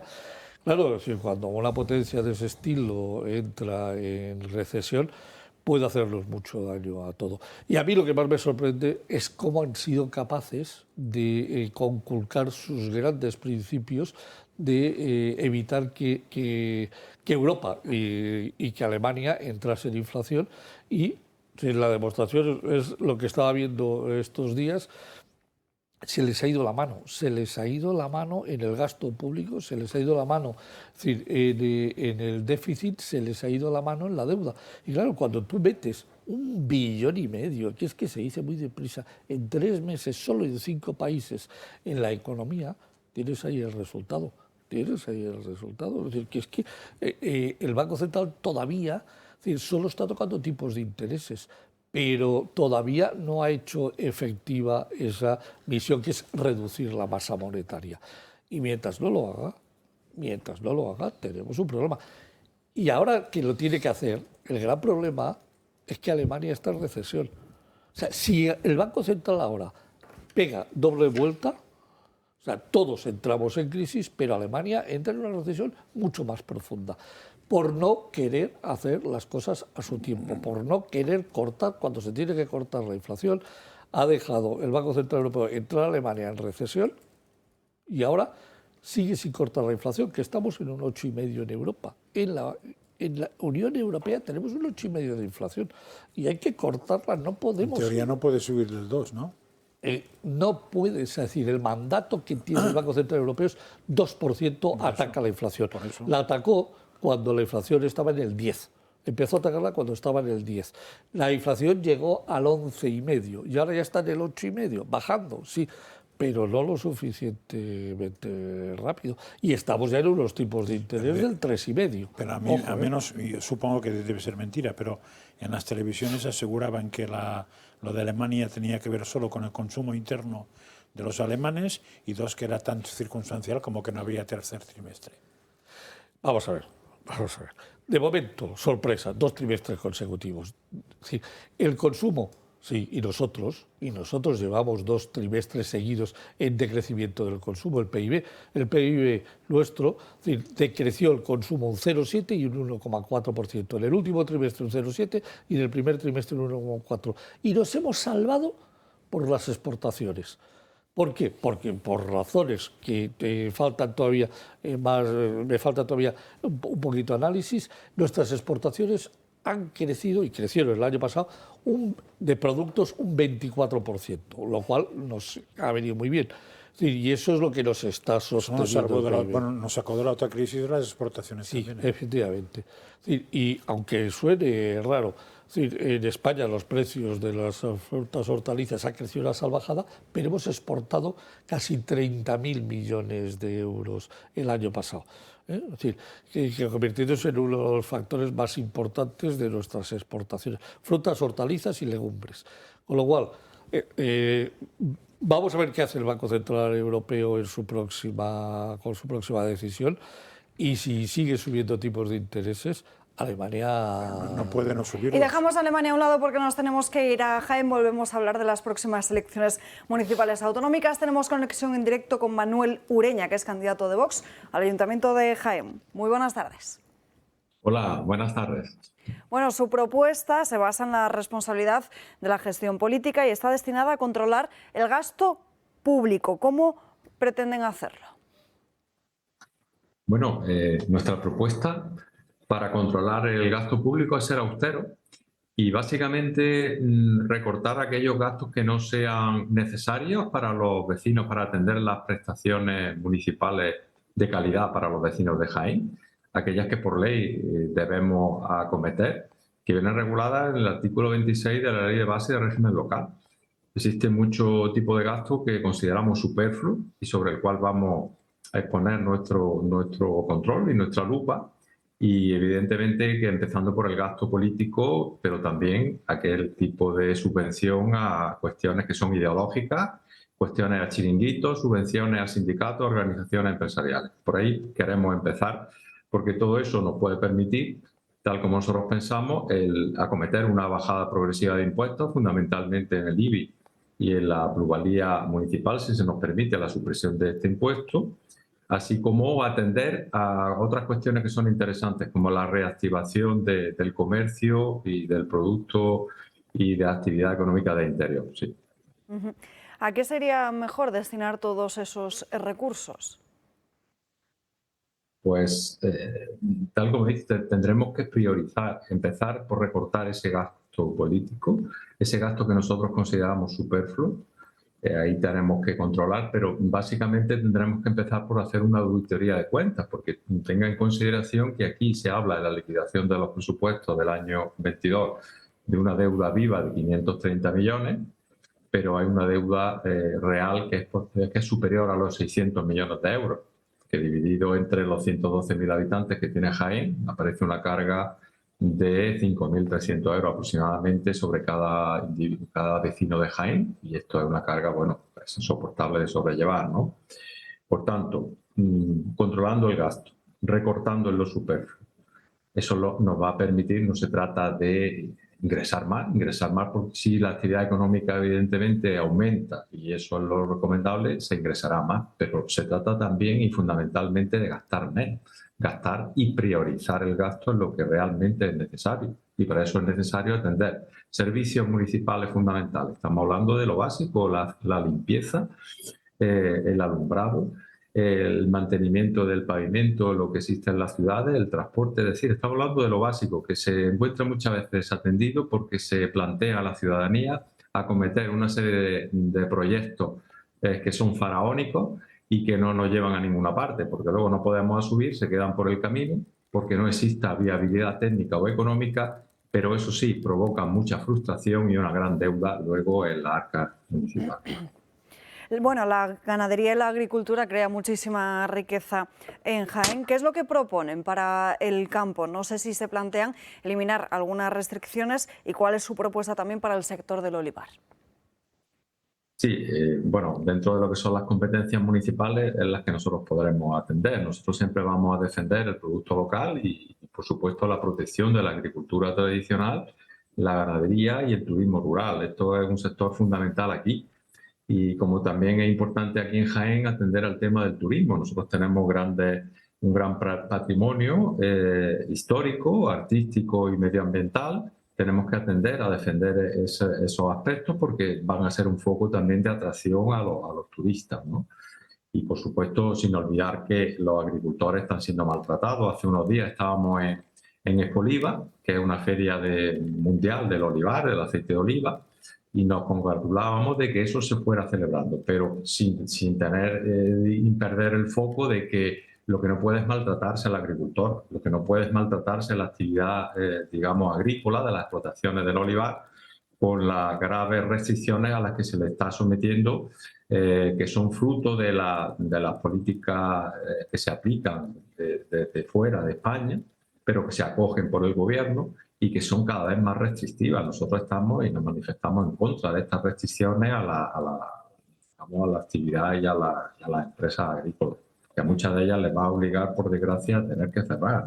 Esto no es admisible aquí, porque creo que aquí la agricultura, el sector del olivar representa, digamos, esto es muy importante de la economía en Jaén. Jaén, cuando no hay cosecha de aceituna, cosecha de aceite de oliva, pues eso se resiente, el resto de la economía se resiente muchísimo. Manuel Ureña, muchísimas gracias por estar con nosotros en directo. Suerte este domingo. Pues muchas gracias por su atención. Gracias. Y nos tenemos que ir a la última pausa de publicidad del día de hoy. Apenas unos minutos, se pasa en un abrir y cerrar de ojos. Y a la vuelta nos vamos hasta Barcelona y terminamos el día hablando de otros asuntos en esta campaña electoral. Por cierto, domingo 28 de mayo, ya lo saben, elecciones municipales y autonómicas que les estaremos contando aquí en directo en el Toro Televisión.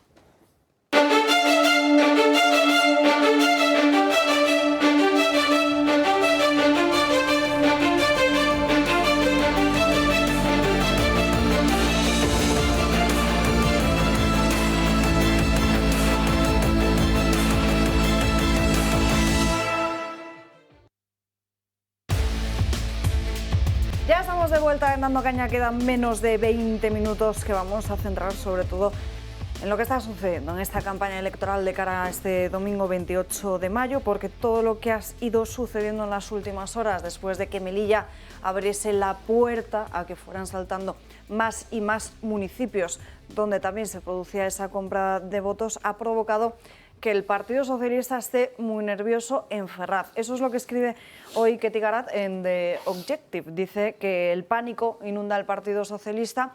Este no es la imagen a la que nos referimos a una noticia que publica hoy el diario The Objective, que lleva en su portada cómo hay pánico en el PSOE y ya hay distintas voces internas que dicen que la campaña ha saltado completamente por los aires. Sí, bueno, lo que digan me parece muy bien, pero yo quiero comprobarlo, porque es evidente que lo que le está pasando esos últimos días, bueno, lo que le está pasando desde el primer día hasta ahora de la campaña electoral del PSOE, deja a los alcaldes del PSOE con todo tipo de cosas al aire trasero incluido, o sea, es un auténtico desastre. Y si fuera al revés, esa comparación que a mí no me gusta, pero hay que hacerla de vez en cuando, si todo eso fuera el PP, ahora mismo no habría sede del PP en España que no fuera asaltada, pintada, y no digo quemada, pero casi. Pero, Franca, si fuera el PP y si fuera Vox, ¿te imaginas? Bueno, estarían pidiendo la ilegalización, y no con tantos municipios, solamente con un caso de todos los que estamos conociendo, estarían pidiendo la ilegalización del partido directamente. Es para que se vea también la diferencia. Yo por eso creo que la doble vara de medir se pone cada vez más de manifiesto en este país. Pero de todas formas, claro, es que Sánchez, que está acostumbrado a poder controlarlo todo, absolutamente todo, tenía diseñada una campaña electoral que empezó en la Casa Blanca, no olvidemos, que la vendió como si fuera pues el sumum del liderazgo internacional, y luego tuvo que dar la rueda de prensa ahí pues en la puerta de la Casa Blanca, en el jardín, vamos, ni siquiera en el jardín, era donde aparcan los coches, pero lo tenía todo preparado, haciendo anuncios, regalando dinero, porque es así, comprando voto de otra manera, de una manera legal, pero comprando voto a distintos sectores de la sociedad con diferentes anuncios en los mítines, utilizando el Consejo de Ministros para hacer propaganda política y electoral, a pesar de los toques de atención de la Junta Electoral. Claro, de repente, primero con Bildu, que no lo tenía controlado, que Bildu pudiera meter a 44 personas terroristas relacionadas con ETA en sus listas, que le revienta la primera parte de la campaña. Y esta segunda semana antes de las elecciones, pues claro, es que cada día, cada minuto casi, tenemos un escándalo diferente. Y todos, ya sea por compra de votos, por acoso, por secuestro. Tenemos un caso de secuestro. ¿Dónde está el número 2 del PSOE de Andalucía? Sí, es decir, es que en fin, con un tema de drogas en medio y de apaleamiento. Es que el modus operandi siempre es el mismo. Sí, bastante barrio bajero referís, sí, ¿no? la verdad. Sí, no, porque el secuestro es chapucero que no puede más. Ahora les vamos a contar esa noticia del secuestro. Antes nos vamos a ir hasta Barcelona. No sé si podemos, vamos a ver primero, eso es, antes de irnos con el candidato de Vox, Gonzalo de Oro Pulido, disculpen, vamos a ver cómo ha sido la gestión calificada, es evidente, de desastre de Ada Colau.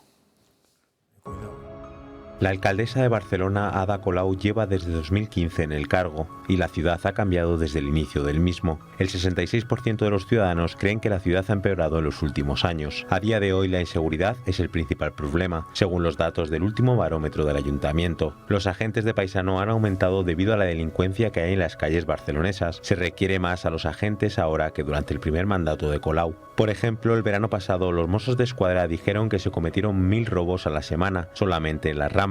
Debido a esto, crearon una unidad especial para hacer frente a los delincuentes. Los robos y las agresiones también son muy frecuentes. La ocupación está siendo otro problema. Los edificios ocupados de la Bonanova están causando grandes altercados y parece que tienen una protección por parte de Colau y su gobierno. Nadie hace nada. Parece que tienen una política de promover la ocupación. Al igual que la acogida a los menas, a pesar de los problemas que existen, estarían blindados por el consistorio. Otro problema que los ciudadanos están notando es la falta de limpieza en las calles, a pesar de que se creó el Plan Cuide en Barcelona, un plan de mantenimiento integral. El acceso a la vivienda, el paro, el tráfico, los problemas económicos también son cuestiones que los barceloneses quieren cambiar. Veremos qué es lo que sucede este domingo 28 de mayo en la ciudad condal, pero no está del todo claro lo que puede pasar en esas urnas, a pesar de todo lo que se ha vivido en Barcelona bajo el paraguas de Colau. Empezó la campaña en que Colau era la tercera o cuarta y, según me cuentan ahora mismo, en los trackings está yendo la primera.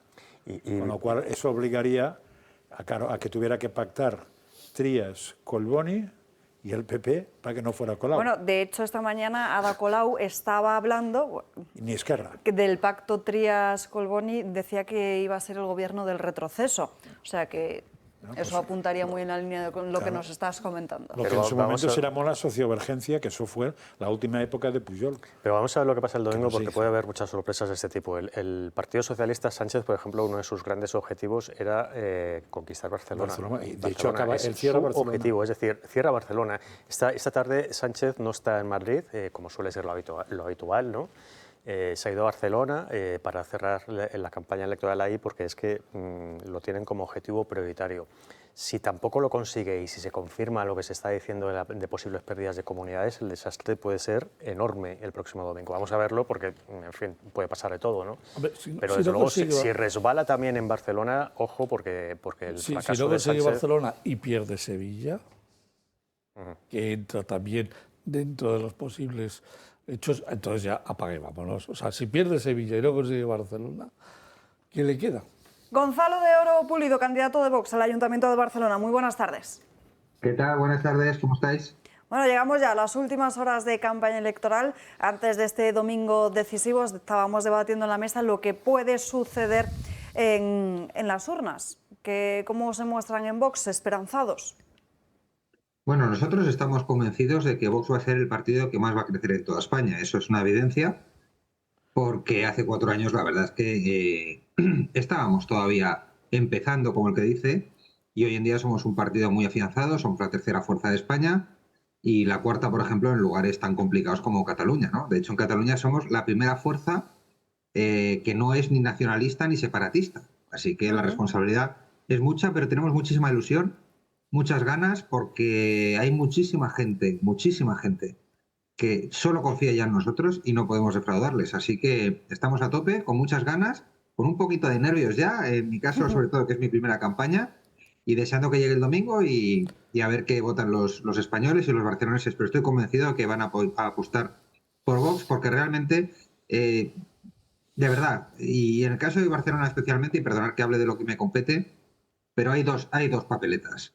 Está la papeleta de la ilusión, del trabajo, del esfuerzo de la España que madruga, de los políticos que no somos profesionales, o sea, somos profesionales pero no de la política, y que nos metemos a esto complicándonos mucho la vida para cambiar las políticas. Claro. Y luego está la otra papeleta, que es la de todos los demás, que es la papeleta de siempre, de hacerlo de siempre, de rendir pleitesía al separatismo, de rendir pleitesía a la izquierda radical, con lo cual estamos con mucha ilusión y con muchísimas ganas. El otro día le escuchaba decir que Barcelona subsistía a duras penas en la UBI y que lo que querían hacer en Vox era operar, curar y cambiarlo todo.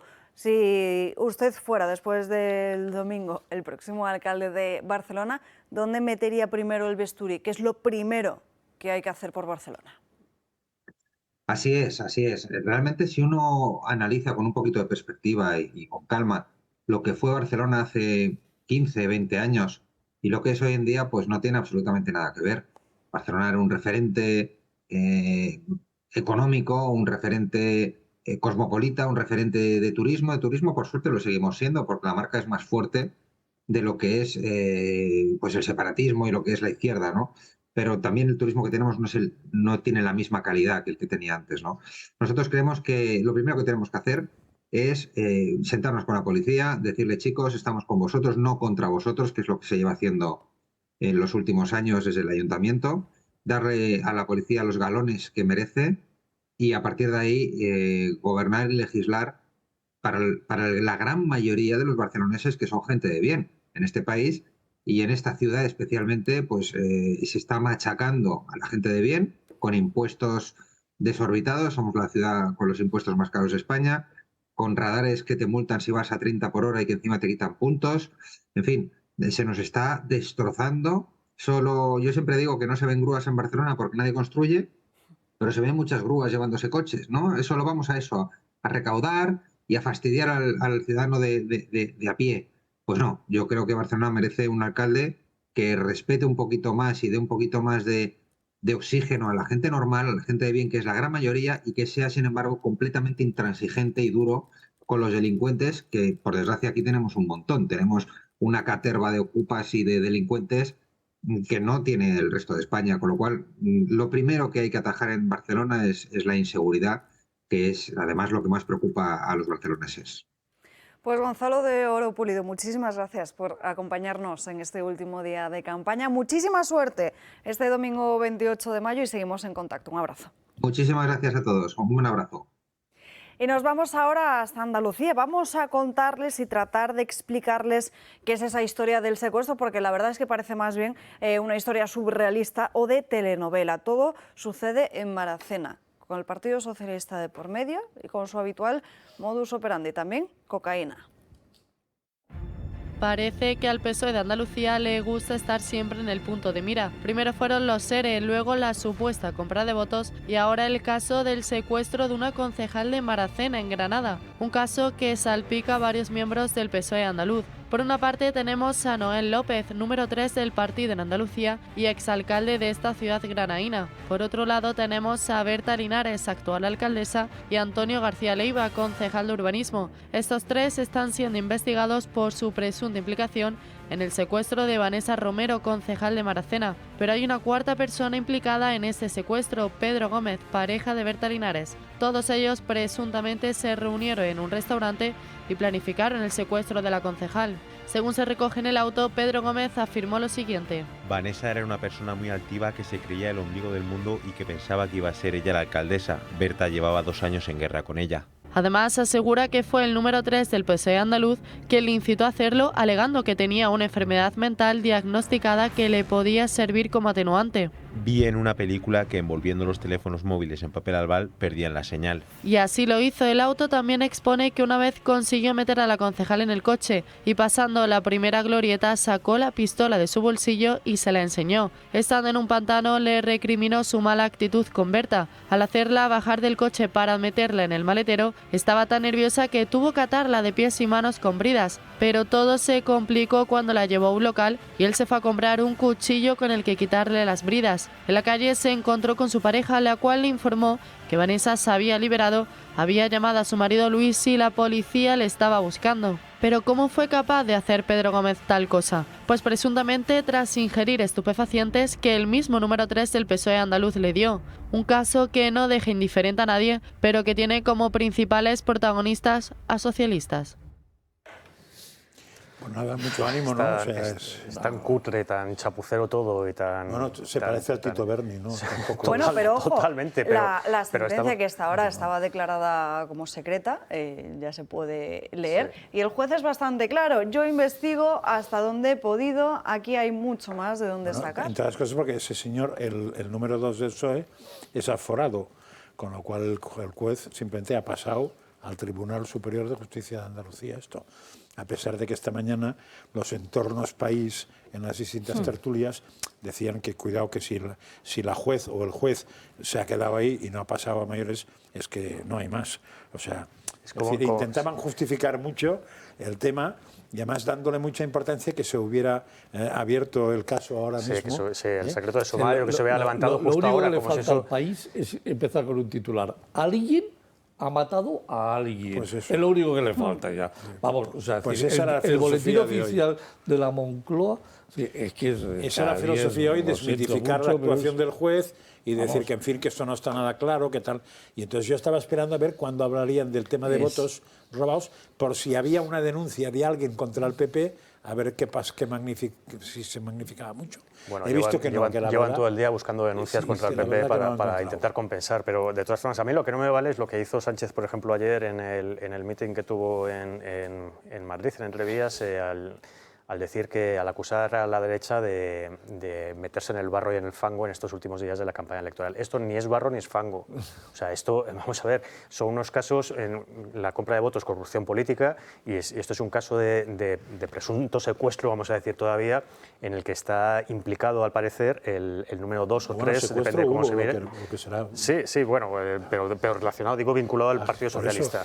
en el que está vinculado el número 3 del Partido Socialista en Andalucía. Es decir, lo que tiene que hacer ahí... número 2. Bueno, sí. Pero ¿me podéis explicar también qué hacen el resto de partidos políticos que ven al propio Partido Socialista, que es el partido que está en el gobierno, a 2 días de las elecciones, el día antes de la jornada electoral, que tiene la compra de votos, falsificación de propaganda electoral, un secuestro de por medio, droga, el Tito Berni, lo de la ley del solo sí es sí?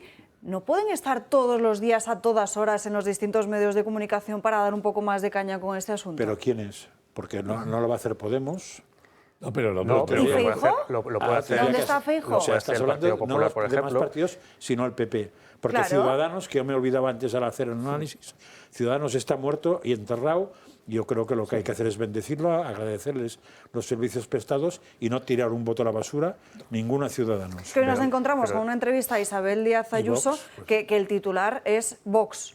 Claro, también habría que ver... Pues el titular tendría que ser el Partido Socialista. Habrá que ver que le han preguntado, ¿eh? Pero el Partido Popular, lo que pasa, a ver, a Feijóo estos temas de entrada no le gustan nada. O sea, él es el meterse en estos asuntos... A ver si le gustan, ¿eh? Sí. Sí, pero hay que recordar que Sánchez llegó a la Moncloa usando la corrupción del PP de la De URSS. hecho, creo que Isabel dijo algo ayer muy interesante, como si alguna cosa, si algún tipo de delito no era propio del PSOE, dijo. Una frase de esa está en todos los sitios de ayer, ¿eh? O sea, con lo cual dijo lo que has dicho tú.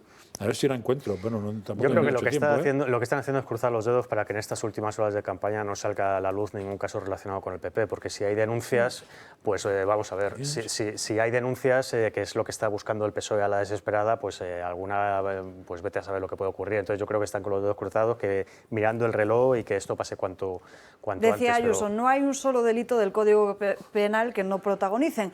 Pues y eso. al delito que no les gusta, porque igual no le viene bien, pues lo cambian o lo modifican o lo derogan. Claro, En fin, sí. hasta aquí hemos llegado por hoy. Les recuerdo la cuenta de Twitter de Riera para que participen en el sorteo de ese libro tan maravilloso, El coste de las autonomías. @JRRiera22. Si no, te pueden encontrar por José Ramón Riera o Desnudando el Euro. Lo pueden encontrar en Twitter, ahí tienen que responder y luego sorteo de quien haya acertado en esas respuestas. No tenemos tiempo para más, gracias a todos por acompañarnos en estas últimas horas de Dando Caña en esta campaña electoral. Les veo el domingo a las 8 menos cuarto aquí en el Toro Televisión. Que tengan un buen fin de semana, o por lo menos si nos ven el domingo, una buena jornada de reflexión. Que descansen.